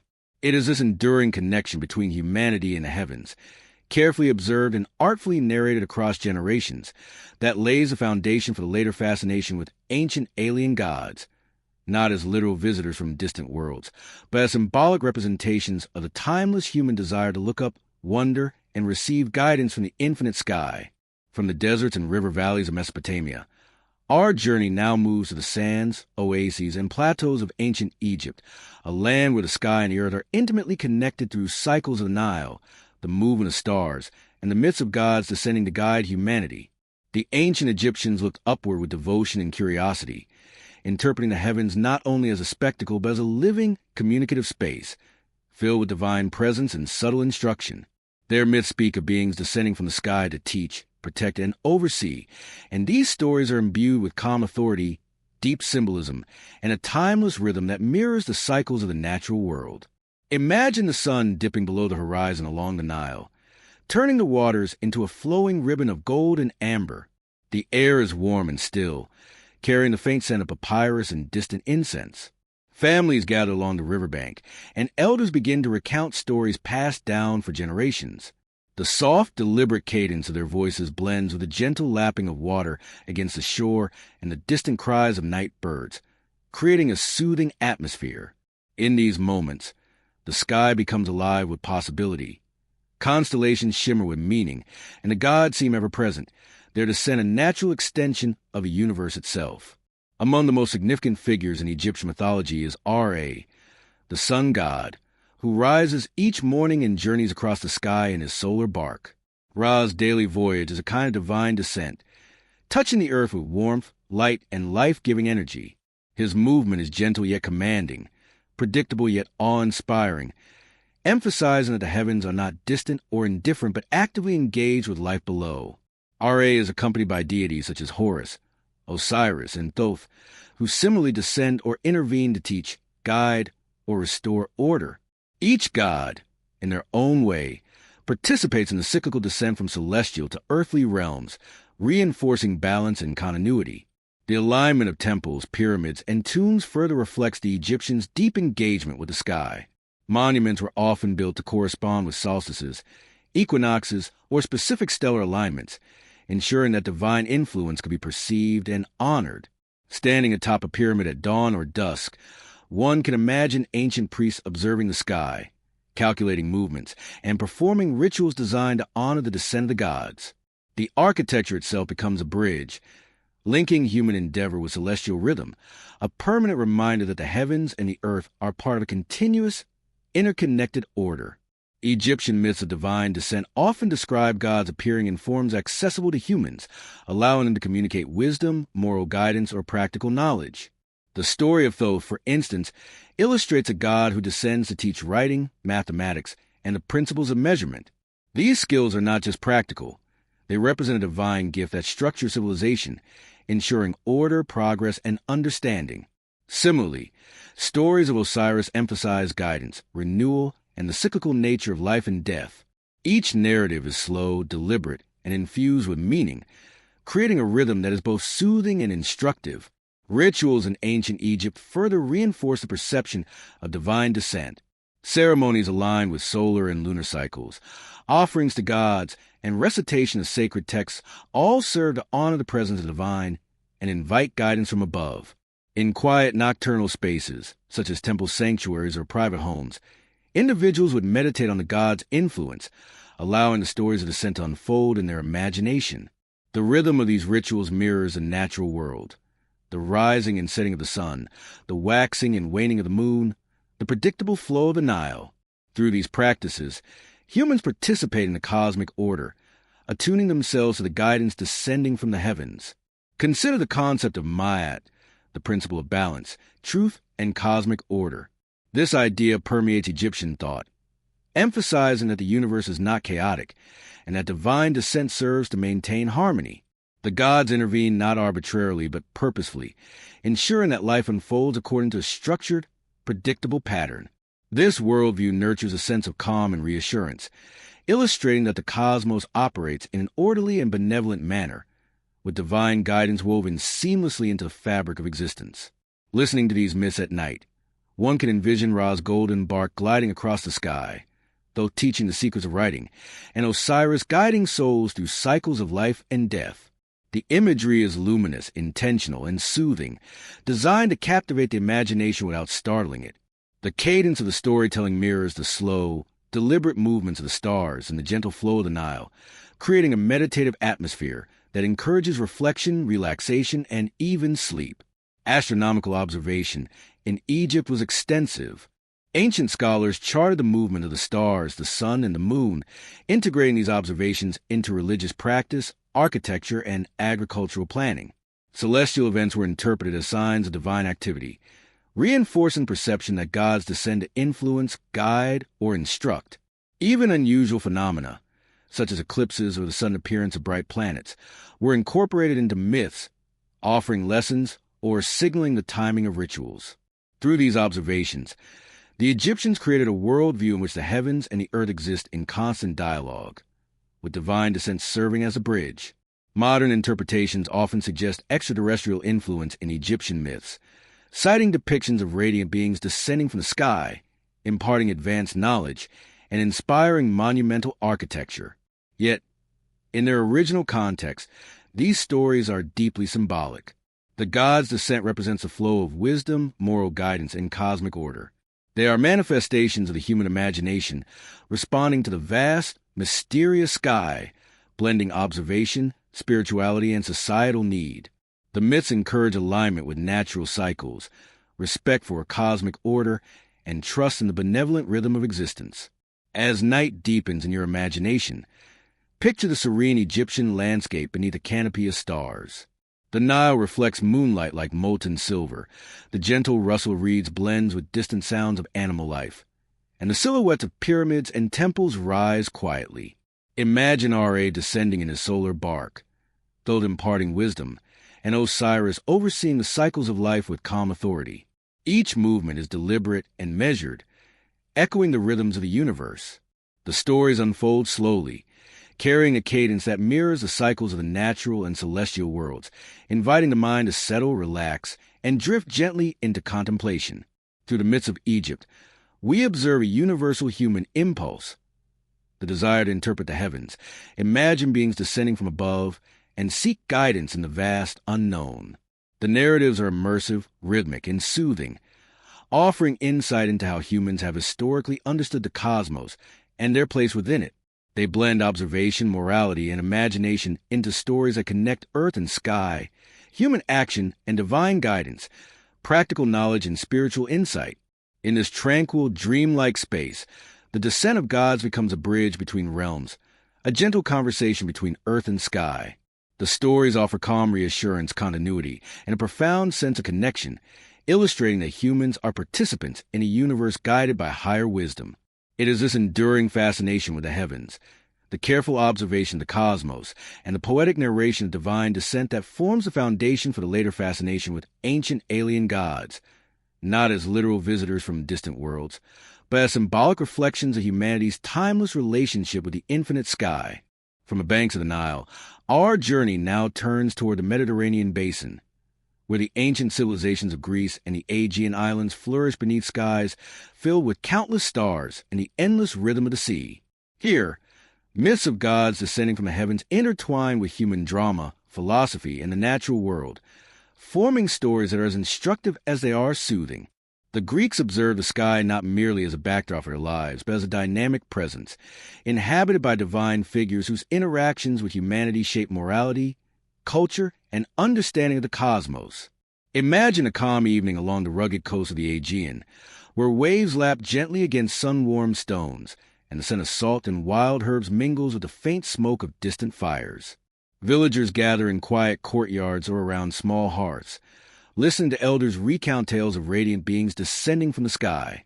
The constellations above glimmer like distant fires, each star carrying a story of gods, heroes, or cosmic order. In this serene moment, the night sky feels alive, filled with meaning, and intimately connected to the lives unfolding below. The rhythm of storytelling is slow, measured, and immersive, inviting listeners to feel both awe and calm. Central to Greek mythology are the Olympian gods, whose interactions with humans are complex yet purposeful. Zeus, the king of gods, embodies authority, justice, and the power of the sky itself. Though his presence can be commanding, his interventions are often intended to guide or instruct, demonstrating that divine influence is purposeful rather than arbitrary. Hera, Athena, Apollo, and Artemis, among others, descend from the heavens to aid, counsel, or sometimes challenge humans, their actions creating stories that explain natural phenomena, social norms, and moral lessons. The Greek god descent is not always gentle, yet it is deliberate, shaping human civilization and guiding the rhythms of daily life. The Greeks observed celestial phenomena meticulously, noting the movements of planets, stars, and constellations. These observations informed their calendars, agricultural cycles, and religious festivals. For example, the heliacal rising of certain stars signal planting or harvesting seasons, linking human activity with the rhythms of the cosmos. Temples and sacred spaces were often aligned with celestial events, allowing sunlight or moonlight to illuminate statues or altars in precise ways. In this architecture and practice, the descent of gods is symbolically mirrored. Life in the heavens touches earth in a moment of divine presence, reinforcing connection between celestial and terrestrial realms. Greek myths of divine descent often emphasize the transfer of knowledge and wisdom to humanity. Prometheus, for example, descends from the divine realm to bring fire to humans, a symbol not only of physical warmth and survival, but also of knowledge, creativity, and civilization. These narratives portray the gods as teachers and guides, imparting skills and understanding that allow humans to flourish. The storytelling is deliberate, rhythmic, and immersive, designed to capture attention while soothing the mind, weaving together instruction and imagination in a gentle cadence. Rituals and festivals in ancient Greece further reinforce the perception of divine descent. Ceremonies honoring gods such as Apollo, Demeter, or Dionysus were aligned with solar, lunar, or seasonal cycles, emphasizing the flow of divine influence into human affairs. Music, dance, and chants create immersive experiences, with a rhythm of human activity mirror cosmic patterns. Participation in these rituals connected humans to the divine, fostering calm, reflection, and a sense of continuity. Observing or engaging in these practices encourage humans to see themselves as part of a harmonious, interconnected universe, guided by beings whose descent from the heavens was both meaningful and reassuring. Consider Mount Olympus itself, the mythical home of the gods, often described as a place both lofty and near. From this elevated vantage, the gods could observe and occasionally descend to the mortal realm, guiding and shaping human affairs. Their interventions were purposeful, whether subtle or direct, providing moral lessons, practical guidance, or inspiration. The imagery of gods descending from a high, celestial peak evokes calm, awe, a gentle reminder of the human connection to the sky, and the rhythm of life that unfolds under its gaze. Greek mythology also emphasizes the cyclical nature of divine interaction. Gods descend to teach, humans learn and adapt, and life continues in a rhythm shaped by cosmic and moral order. These narratives encourage patience, observation, and alignment with the natural and celestial rhythms of existence. The myth suggests that even when divine intervention seems dramatic or challenging, it is ultimately a part of a larger, ordered pattern, reinforcing the idea that humans are participants in a universe governed by intelligible principles. Listening to these stories at night, one can imagine the soft glow of the moon reflecting on the Aegean, the sound of waves blending with the cadence of spoken myths. Zeus might descend in a flash of quiet lightning. Apollo could glide across the sky with gentle radiance, and Athena might guide a hero with calm wisdom. The mental images are vivid yet serene, carrying a soothing rhythm that mirrors the natural cycles of day and night, sun and moon, storm and calm. The storytelling encourages relaxation, reflection, and the gradual quieting of the mind, ideal for contemplation or sleep. Astronomical knowledge embedded in these myths is extensive. The Greeks carefully charted constellations, observed planetary movements, and integrated these observations into their understanding of the universe and human life. Celestial events were seen as reflections of divine action, reinforcing the belief that gods descend to influence and guide human affairs. The act of observing the sky became a spiritual and practical exercise, a way to align human activity with cosmic rhythms, and to feel connected to forces greater than oneself. Modern interpretations sometimes reimagine these myths as evidence of extraterrestrial contact, highlighting descriptions of radiant beings descending from the heavens and imparting knowledge that shaped civilization. However, in their original context, the stories are deeply symbolic, emphasizing guidance, wisdom, and the harmonious integration of human life with the cosmos. The gods' descent represents a flow of insight and instruction, not literal space travel. The myths are a reflection of humanity's fascination with the sky, our curiosity about the unknown, and our desire to receive guidance from forces beyond immediate perception. As night deepens in your imagination, picture the gentle Aegean landscape beneath a star-filled sky. The sound of waves mingles with soft evening breezes. The silhouettes of olive groves and distant hills create a tranquil scene, and the stories of gods descending from the heavens unfold slowly. Imagine Prometheus bringing fire, Athena imparting wisdom, and Apollo illuminating the world with light and knowledge.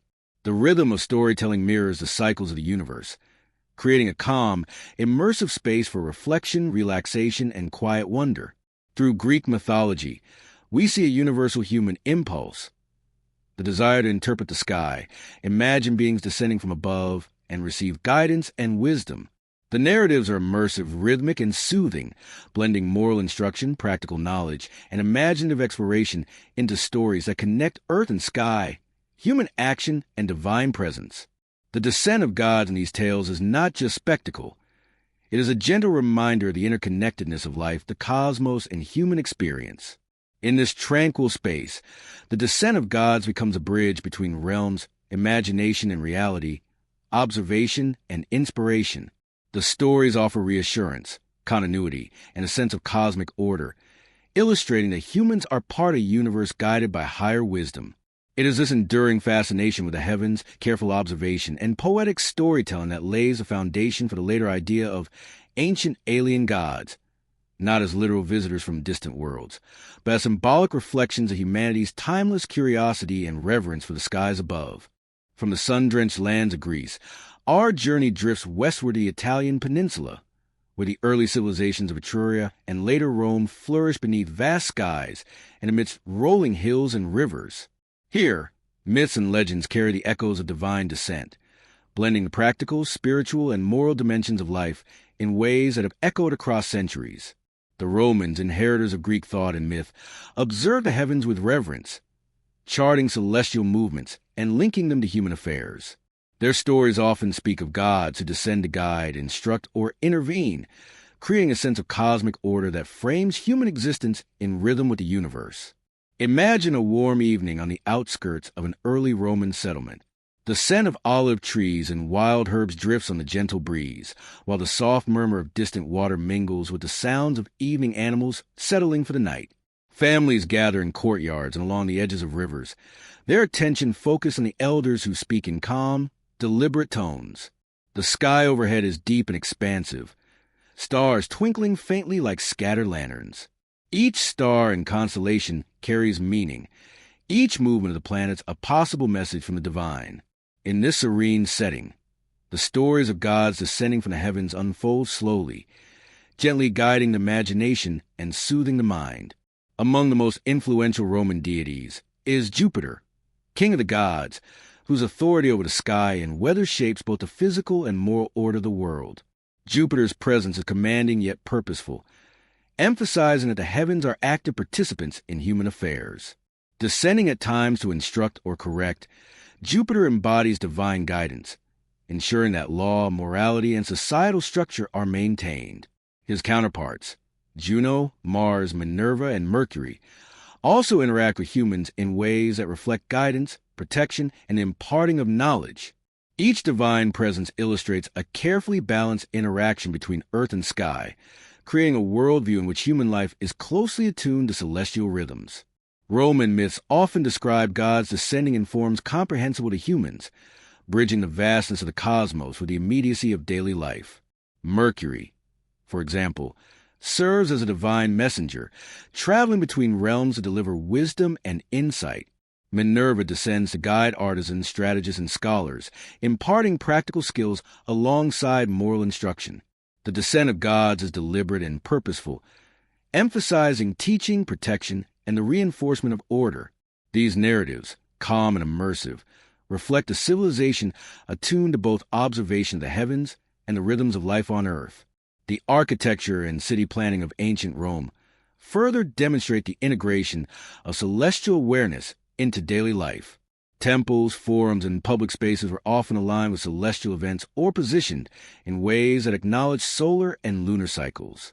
Observing the sky was not merely a spiritual or philosophical act. It was practical. The rising and setting of stars, the movement of planets, and the phases of the moon informed agricultural schedules, religious festivals, and civic ceremonies. Standing in a temple courtyard at dawn or dusk, one can imagine priests and officials watching the sky, interpreting celestial signs, and guiding the community in alignment with the rhythms descending from above. Rituals and festivals reinforce this connection between humans and the divine.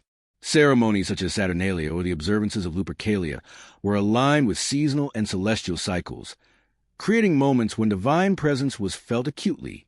Music, chants, offerings, and processions allowed humans to experience the descent of God symbolically and emotionally, immersing them in rhythms that mirror the natural and cosmic order. Participation in these rituals encouraged a sense of continuity, calm, and alignment with the universe, reassuring communities that the heavens were attentive to human needs and concerns. Roman myths also highlight the cyclical and purposeful nature of divine intervention. Gods descend to teach, guide, or correct, and humans respond by learning, adapting, and integrating that guidance into their civilization. This rhythm mirrors natural and cosmic cycles, reinforcing the notion that the universe operates in an ordered and intelligible manner. Even when myths involve dramatic events, battles, or punishment, the underlying theme emphasizes a transfer of knowledge, wisdom, and moral principles, rather than chaos or caprice. The descent of gods is a mechanism of continuity, stability, and education. Listening to these stories at night, one could imagine the soft glow of torches reflecting on stone and water, the gentle rustle of leaves in evening winds, and the distant hum of rivers and wildlife. Jupiter descends with quiet authority. Minerva guides artisans with serene focus, and Mercury travels swiftly to deliver insight to mortals. The imagery is vivid yet soothing, designed to engage the imagination while creating a meditative, restful rhythm. Each story unfolds gradually, echoing the cycles of the sun, moon, and stars, encouraging reflection, calm, and a gentle slowing of thought. The Romans, inheriting knowledge from Greek and Etruscan traditions, also observed the heavens meticulously. They recorded planetary positions, tracked eclipses, and linked celestial phenomena to civic and religious events.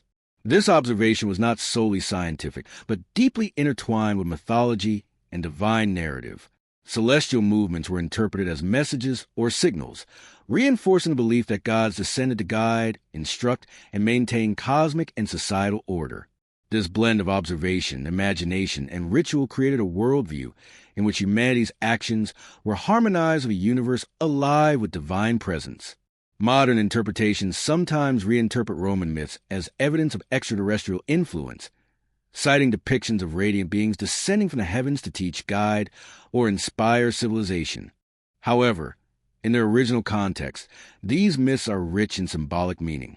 The gods' descent represents a flow of wisdom, moral guidance, and cosmic order, not literal interstellar visitation. They are reflections of humanity's enduring fascination with the sky, our curiosity about forces greater than ourselves, and our desire to receive guidance from realms beyond our perception. As night deepens in your imagination, picture the gentle Italian landscape beneath a sky dense with stars. Olive groves, flowing rivers, and distant hills are bathed in soft moonlight. Imagine Jupiter descending quietly, Minerva guiding humans with calm intelligence, and Mercury delivering insights with subtle grace.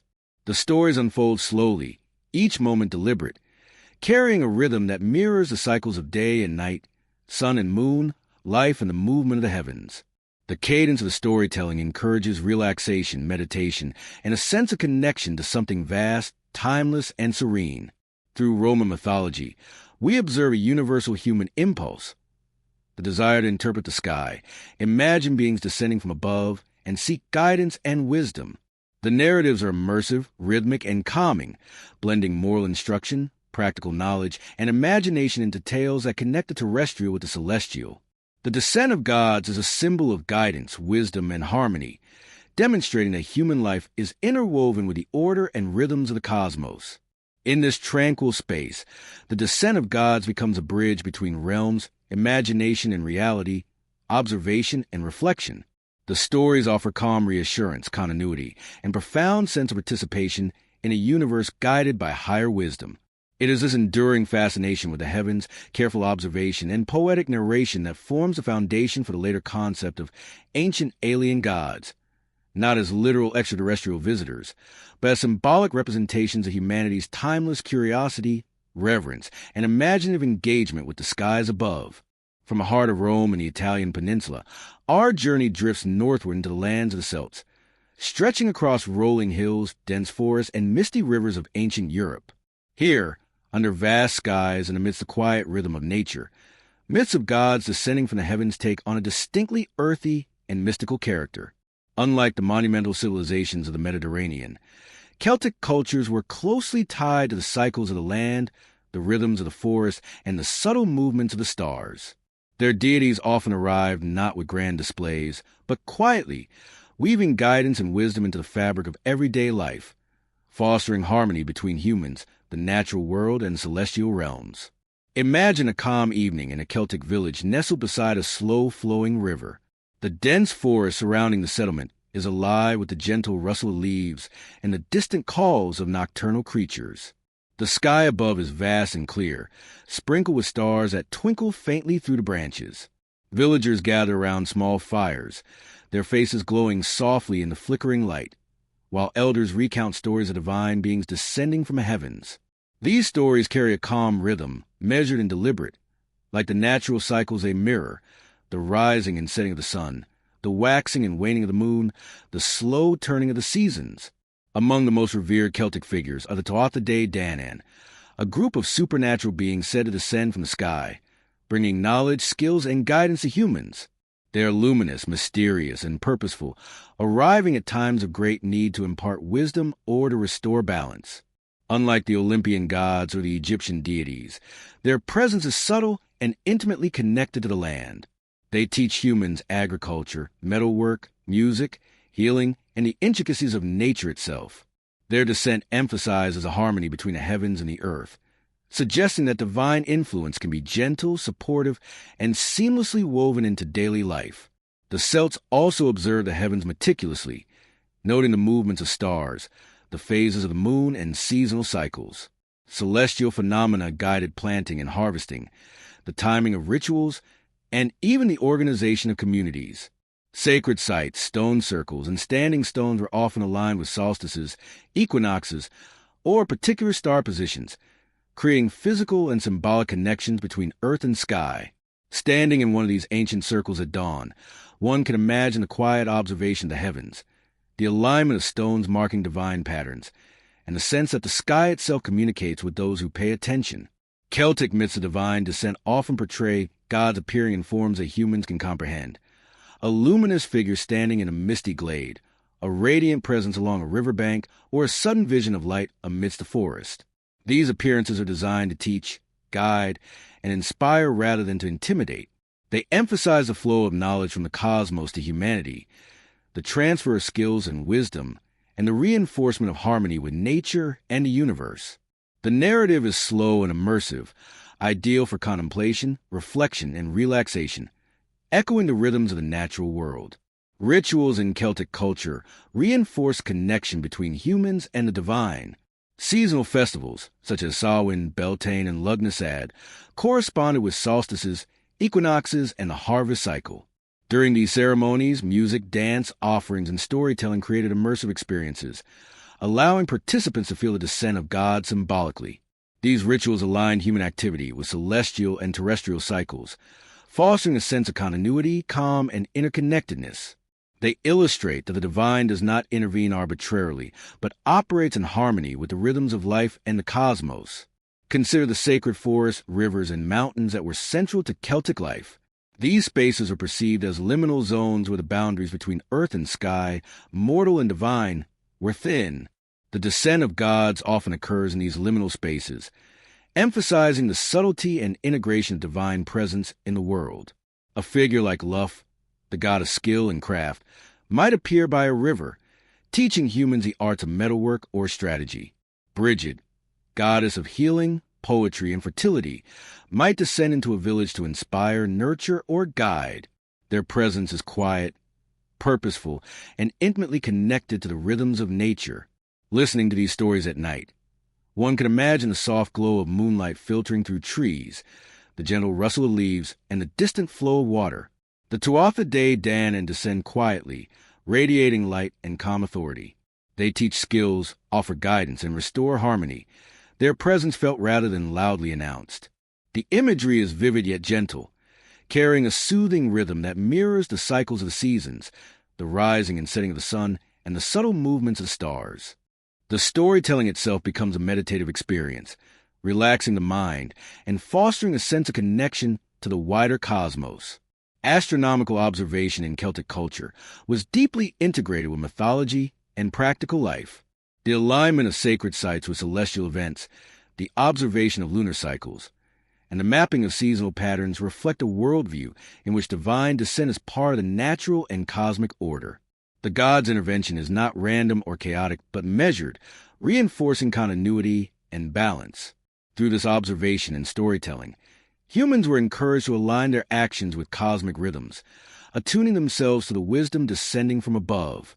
Modern interpretations sometimes recast these myths as evidence of ancient extraterrestrial contact, highlighting descriptions of radiant beings descending from the sky to teach, guide, or inspire. Yet in their original context, these stories are profoundly symbolic, reflecting humanity's reverence for the sky, natural cycles, and the subtle interaction between divine guidance and human life. The descent of gods represents a flow of wisdom, inspiration, and cosmic harmony rather than literal interstellar visitation. These myths encourage mindfulness, observation, and the gentle integration of human life with the rhythms of the universe. As night deepens in your imagination, picture the quiet Celtic landscape beneath a star-filled sky. Mist drifts over rivers and hills. The silhouettes of forests create a tranquil scene, and the soft glow of fires flickers in distant villages. Imagine the Tatha Dé Danann descending gently, radiating light and calm authority, teaching, guiding, and restoring harmony. The rhythm of storytelling mirrors the natural cycles of the earth and sky, creating a meditative, immersive space that encourages reflection, relaxation, and gentle contemplation. Through Celtic mythology, we observe a universal human impulse to interpret the sky, imagine beings descending from above, and seek guidance, knowledge, and reassurance. The narratives are immersive, rhythmic, and soothing, blending moral, practical, and spiritual elements into stories that connect human life with the cosmos. The descent of God serves as a bridge between earth and sky, observation and imagination, teaching and reflection, demonstrating that humanity has long sought harmony with forces greater than itself. In this tranquil space, the descent of God becomes a gentle bridge between realms, a connection between imagination and reality, and a rhythm that mirrors the cycles of nature and the cosmos. The stories offer reassurance, continuity, and a profound sense of participation in a universe guided by higher wisdom. It is this enduring fascination with the heavens, careful observation, and poetic narration that forms the foundation for the later concept of ancient alien gods, not as literal extraterrestrial visitors, but as symbolic expressions of humanity's timeless curiosity, reverence, and imaginative engagement with the vast sky above. From the misty forests and rolling hills of ancient Europe, our journey now glides eastward to the vast plains and high plateaus of the Indian subcontinent, where one of the world's oldest continuous civilizations flourished under skies that seem to stretch endlessly above. Here, myths of gods descending from the heavens take on a deeply spiritual, meditative quality, intertwined with philosophy, cosmic cycles, and the rhythms of everyday life. The skies are not distant or empty but vibrant with presence, their movements observed, celebrated, and woven into stories that teach, guide, and inspire. The Indian myths are rich with symbolism, describing luminous beings descending to impart knowledge, moral principles, and spiritual wisdom. Imagine a serene evening along the banks of the Ganges, where the river flows quietly, reflecting the soft light of a rising moon. The air carries the subtle fragrance of flowers, incense, and damp earth, while the gentle murmur of water blends with the distant sounds of birds settling for the night. Villagers gather quietly along the riverbanks, sitting on mats or leaning against the smooth trunks of banyan trees. Elders begin to recount stories that have been passed down for countless generations, their voices calm and measured, each word deliberately chosen to guide the imagination gently. Above, the stars shimmer faintly, each one carrying symbolic meaning and connection to the divine. Central to Indian mythology is the concept of avatars, divine beings who descend from higher realms to intervene in human affairs, teach, or restore balance.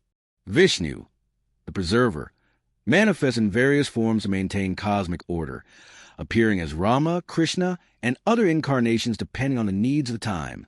Each descent is purposeful, measured, and imbued with spiritual significance, emphasizing that divine presence is aligned with the rhythm of the universe. The narratives of avatars convey lessons in ethics, morality, governance, and devotion, illustrating the gentle, guiding nature of divine descent. The ancient Indian observation of the skies was meticulous. Astronomers and scholars charted the movements of stars, planet, and lunar phases, integrating these observations into calendars, festivals, and rituals. The timing of events such as Diwali or Makar Sankranti corresponds with solar and lunar cycles, reflecting the harmonious interplay of celestial patterns in human life. Temples, stupas, and sacred spaces were often aligned with these cycles, ensuring that divine presence could be felt as light touched altars, statues, and sacred grounds. Standing in a temple courtyard at dawn or dusk, one can imagine priests observing the sky, interpreting celestial movements, and guiding the community in accordance with cosmic rhythms. Indian myths of divine descent often describe gods appearing in forms that humans can comprehend. Krishna might appear as a radiant youth to guide, teach, or inspire, while Rama demonstrates the principles of virtue and dharma through deliberate action. The deity's interventions are calm, purposeful, and symbolic, emphasizing moral and spiritual guidance rather than mere spectacle. These stories carry a measured, rhythmic quality that encourages reflection, relaxation, and a deep sense of connection between the heavens and the earth. Each tale unfolds like a gentle river, meandering through lessons, inspiration, and cosmic harmony. Rituals in Indian culture reinforce this perception of divine descent. Ceremonies such as pujas, fire rituals, and seasonal festivals align with solar, lunar, and planetary cycles, creating immersive experiences in which participants feel the presence of the divine. Music, chanting, and meditation are integral to these practices, providing rhythm and focus that echo the patterns of the cosmos. The descent of gods, whether symbolic or literal within the narrative, fosters calmness, mindfulness, and reflection, allowing humans to attune themselves to the cosmic order and internalize the lessons conveyed. Consider the concept of dharma, the principle of duty, righteousness, and cosmic law. This concept permeates Indian philosophy and mythology, emphasizing that the universe operates in a balanced, ordered manner. The descent of gods is never arbitrary. It aligns with dharma, ensuring that lessons, guidance, and interventions serve the greater harmony of creation.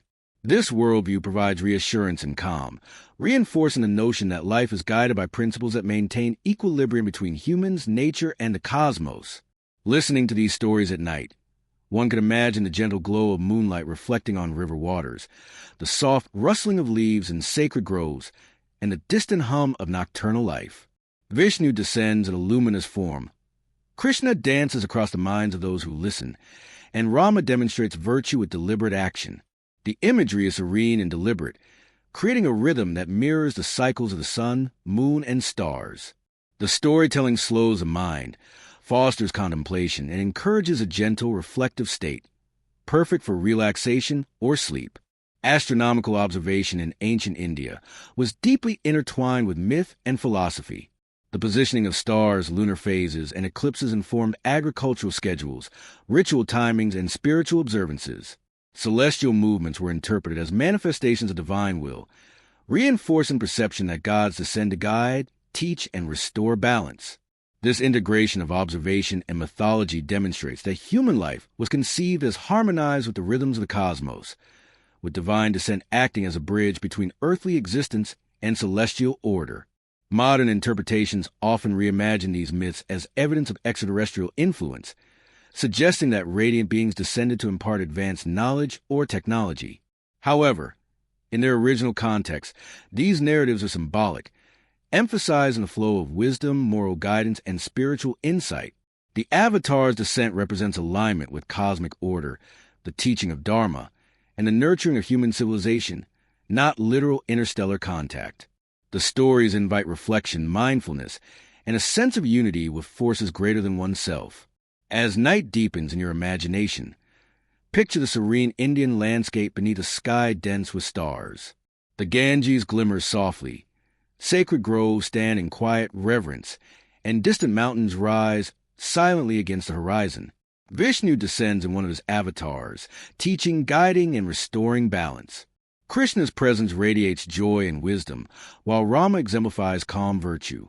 The rhythm of storytelling mirrors the cycles of the cosmos, creating a gentle, immersive space for reflection, meditation, and relaxation, allowing the mind to drift gently along with the narrative. Through Indian mythology, we see a universal human impulse to observe the skies, imagine beings descending from above, and seek guidance, knowledge, and reassurance. The narratives are immersive, rhythmic, and calming, blending philosophical, moral, and spiritual insights into stories that connect human life with cosmic patterns. From the flowing rivers and sacred plains of India, our journey now drifts northeast to the vast mountains and river valleys of ancient China, a land where civilization emerged alongside profound observation of the skies and careful reflection on the natural and spiritual worlds. Here, myths of gods descending from the heavens intertwine with philosophy, governance, and human ethics, creating stories that are deliberate, immersive, and deeply meditative. The Chinese perceive the heavens not merely as distant and abstract, but as a living, guiding presence whose movements, rhythms, and patterns were intimately connected to human life, society, and morality. Imagine a quiet evening in the early cities along the Yellow River. The air is cool and still, carrying the faint scent of incense, damp earth, and the gentle rustling of bamboo groves. Families and scholars gather quietly in courtyards, sitting on mats or low wooden benches, as elders recount stories of divine beings descending from the heavens. Above, the stars twinkle faintly, their positions and movements observed and interpreted carefully, carrying messages and meaning. The stories unfold slowly, their cadence deliberate, inviting listeners to enter a state of calm reflection and to imagine the sky as a living, active participant in human life. Central to Chinese mythology is the Jade Emperor, the ruler of heaven, whose authority governs the cosmos with quiet power and deliberate wisdom. The Jade Emperor is not merely a distant figure. He is perceived as descending to the heavens to guide, oversee, and maintain cosmic and social order. His presence is calm and purposeful, emphasizing that divine influence operates in alignment with the natural and moral laws of the universe. Alongside the Jade Emperor are numerous other deities, including the Queen Mother of the West, the Dragon Kings, and the 8 Immortals, who descend in luminous, symbolic forms to instruct, protect, or inspire humanity. The Chinese observe celestial phenomena meticulously, recording the movements of stars, planets, comets, and eclipses on bamboo strips and later on silk. These observations inform calendars, agricultural cycles, ritual timings, and governance. Festivals, sacrifices, and offerings were aligned with celestial events, reinforcing perception that divine guidance descends in harmony with the universe's rhythms. The alignment of palaces, temples, and ceremonial grounds often reflected the path of the sun, the stars, or the moon, creating symbolic connections between human spaces and the heavens above. In this way, the descent of gods is not only narrative but also deeply integrated into practical life, a bridge linking observation, spirituality, and daily routine. Chinese myths of divine descent often portray gods appearing in forms accessible to humans. The 8 Immortals, for example, traverse the earth to impart wisdom, virtue, and guidance. Dragons, luminous and powerful, descend to bring rain or protection, symbolizing connection between natural forces, human life, and cosmic authority. These manifestations are deliberate, purposeful, and imbued with calm energy, emphasizing the transfer of knowledge, moral instruction, and cosmic harmony rather than spectacle or fear. The rhythm of storytelling reflects the cycles of nature, the flowing river, the rise and fall of the sun, the waxing and waning of the moon, inviting meditation and relaxation. Rituals in ancient China reinforce perception of divine descent. Seasonal ceremonies, such as the spring festival, mid-autumn festival, and winter solstice rituals, were aligned with celestial movements, fostering a deep awareness of natural and cosmic order. Music, poetry, incense, and offerings created immersive experiences in which participants could feel divine presence symbolically. Through these practices, humans attuned themselves to the rhythms of the universe, internalizing the moral, spiritual, and practical lessons associated with celestial guidance. The descent of gods, therefore, was a continuous reminder of the connection between heaven, earth, and humanity. Consider the principle of the mandate of heaven, a concept central to Chinese governance and philosophy. It holds that rulers maintain legitimacy by aligning themselves with cosmic and moral order. When rulers acted in harmony with this principle, divine guidance and blessings descended.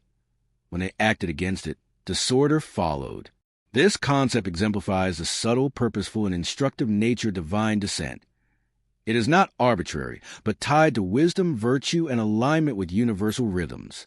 It reassures that the universe is orderly and that guidance, when heeded, promotes harmony and prosperity. Listening to these stories at night, One can imagine the gentle glow of lanterns reflecting on river waters, the soft rustle of bamboo, and the distant sound of flowing streams. The Jade Emperor descends with calm authority. The 8 immortals travel through mountains and valleys, and dragons bring protection and guidance. The imagery is vivid yet gentle, creating a rhythm that mirrors the natural and celestial cycles. Each story unfolds slowly, allowing the listener to enter a meditative, contemplative state, encouraging relaxation, reflection, and gentle drift toward sleep. Astronomical knowledge in ancient China was closely linked with mythology, ritual, and governance. Scholars recorded celestial events meticulously, interpreting them as reflections of divine will. Solar eclipses, comets, and the alignment of planets were carefully observed, and their movements were understood as communications from the heavens. The descent of gods is thus both symbolic and instructive, connecting human behavior, moral order, and the flow of cosmic forces. The integration of observation, myth, and ritual created a worldview in which humans are participants in a living, intelligent universe, guided by higher wisdom.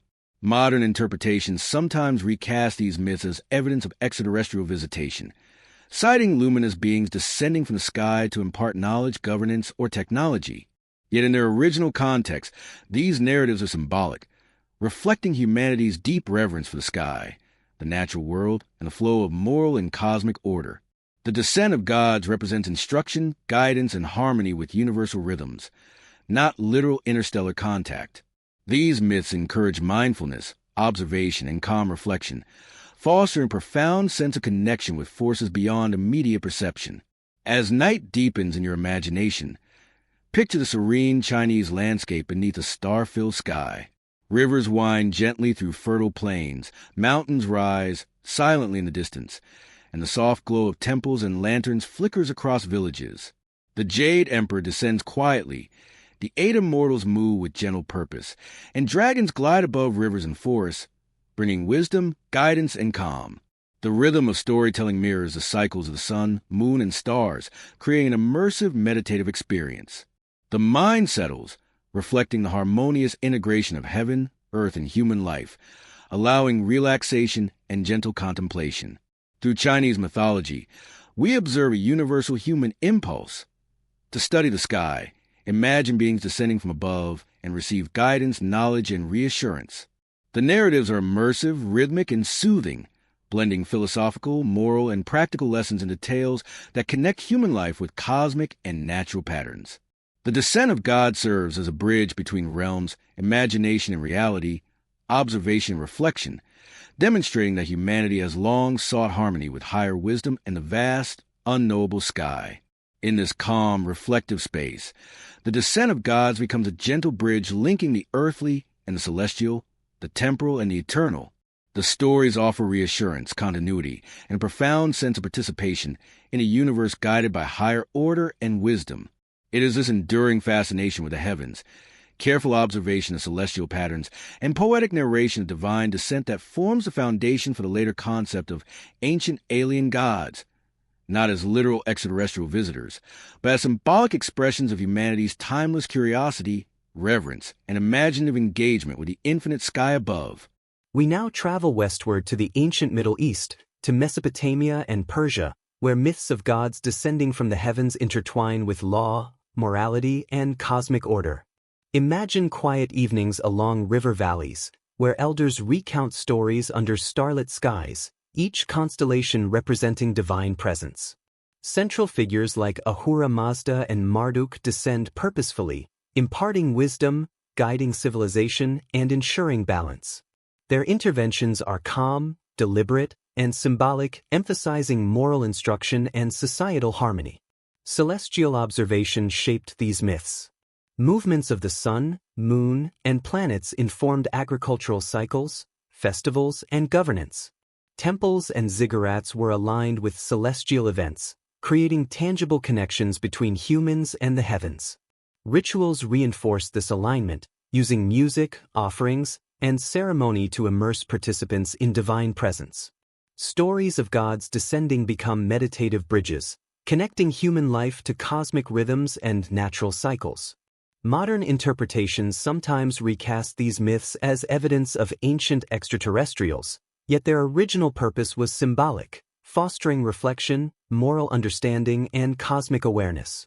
In the quiet of imagination, the luminous presence of deities descending across river valleys and deserts reminds us of the universal human impulse to seek guidance and harmony from the heavens. From Mesopotamia, our journey moves to ancient Africa, including Nubia and Ethiopia, where myths describe gods descending to teach agriculture, craft, and spiritual wisdom. Picture evenings along riverbanks, fires flickering, elders narrating luminous beings appearing in human-accessible forms. These deities symbolize knowledge, guidance, and the harmony of human life with natural and cosmic rhythms. Celestial observation was central. Stars, lunar cycles, and the sun guided planting, rituals, and festivals. Sacred spaces aligned with celestial events reinforced the sense of divine presence and order. Rituals, music, and dance immersed communities in stories of descent, encouraging calm reflection and continuity with the cosmos. These myths emphasize deliberate guidance and moral instruction, creating a meditative rhythm akin to the cycles of rivers, seasons, and stars. Even modern interpretations of ancient alien gods reflect humanity's enduring awe of the heavens. Imagining luminous deities descending across African landscapes evokes a sense of calm, connection, and timeless reverence for the sky above. Across oceans, we reach the Americas, home to Maya, Aztec, and Inca civilizations, where celestial observation intertwined with agriculture, architecture, and mythology. Gods like Quetzalcoatl and Viracocha descend from the heavens to teach wisdom, agriculture, artistry, and moral guidance, aligning human society with cosmic order. Their descent is deliberate, luminous, and purposeful, emphasizing instruction and reflection.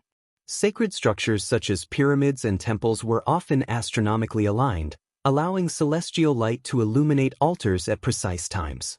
Festivals and rituals mirrored seasonal and cosmic cycles, connecting communities with divine rhythms.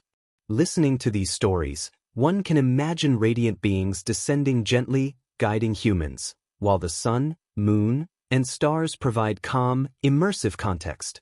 Modern reinterpretations suggest extraterrestrial influence, but originally these myths conveyed wisdom, moral guidance, and harmony with nature. In the quiet of imagination, the descent of gods across mountains, jungles, and river valleys offers a meditative connection to cosmic patterns, fostering relaxation, reflection, and gentle immersion in the universe. From the lush jungles of Mesoamerica, the gaze now moves across continents and oceans to the arid deserts and sacred mountains of South America, where the Inca and earlier Andean civilizations shaped their lives around the rhythms of the heavens. In these highlands, where the air is thin and the mountains rise like ancient guardians, the sky becomes not merely a backdrop, but an active participant in daily life. Here, the connection between earth and heaven is palpable, and myths of divine descent take on a form that is at once majestic and intimate, intertwined with the natural world and the rhythm of survival. Picture the sun dipping behind jagged peaks, casting long shadows across stone terraces meticulously carved into the mountainside. The wind carries the faint scent of earth and snow, and the sky glows with the last embers of twilight. In small villages nestled in the valleys, fires are lit to mark the end of the day. Smoke rises slowly, drifting toward the heavens, merging with the first stars of night.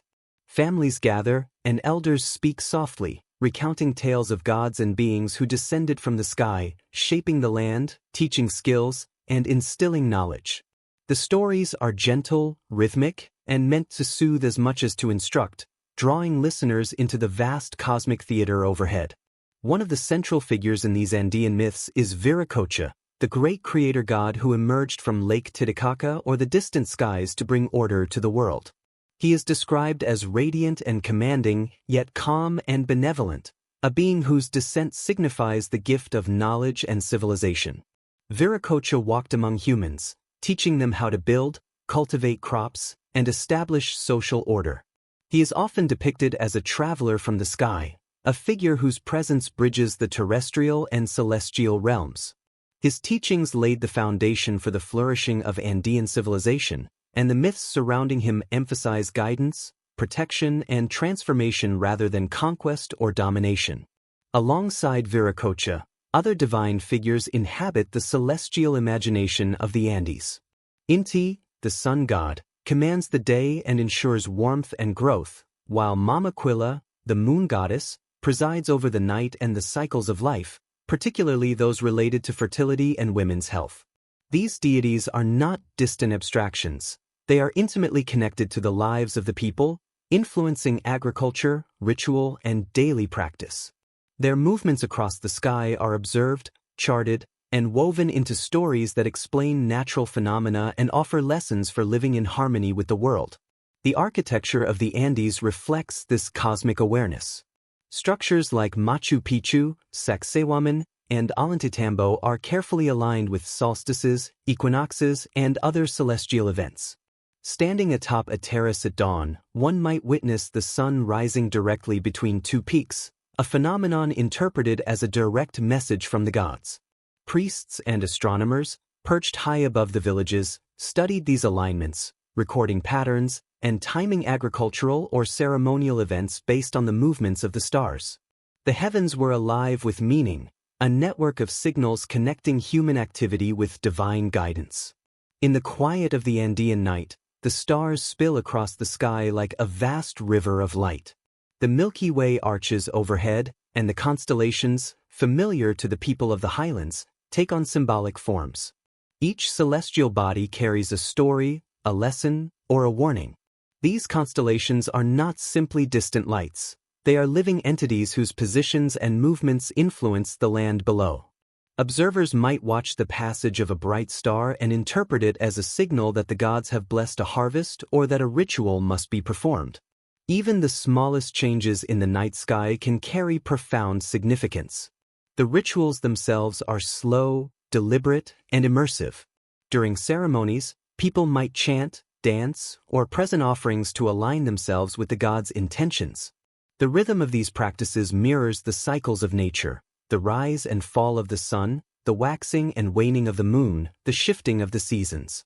Every movement is purposeful, every gesture is meaningful. In these ceremonies, the line between human and divine blurs, as if the act of participating in the ritual allows people to touch the realm of the gods, to feel their presence, and to absorb their wisdom.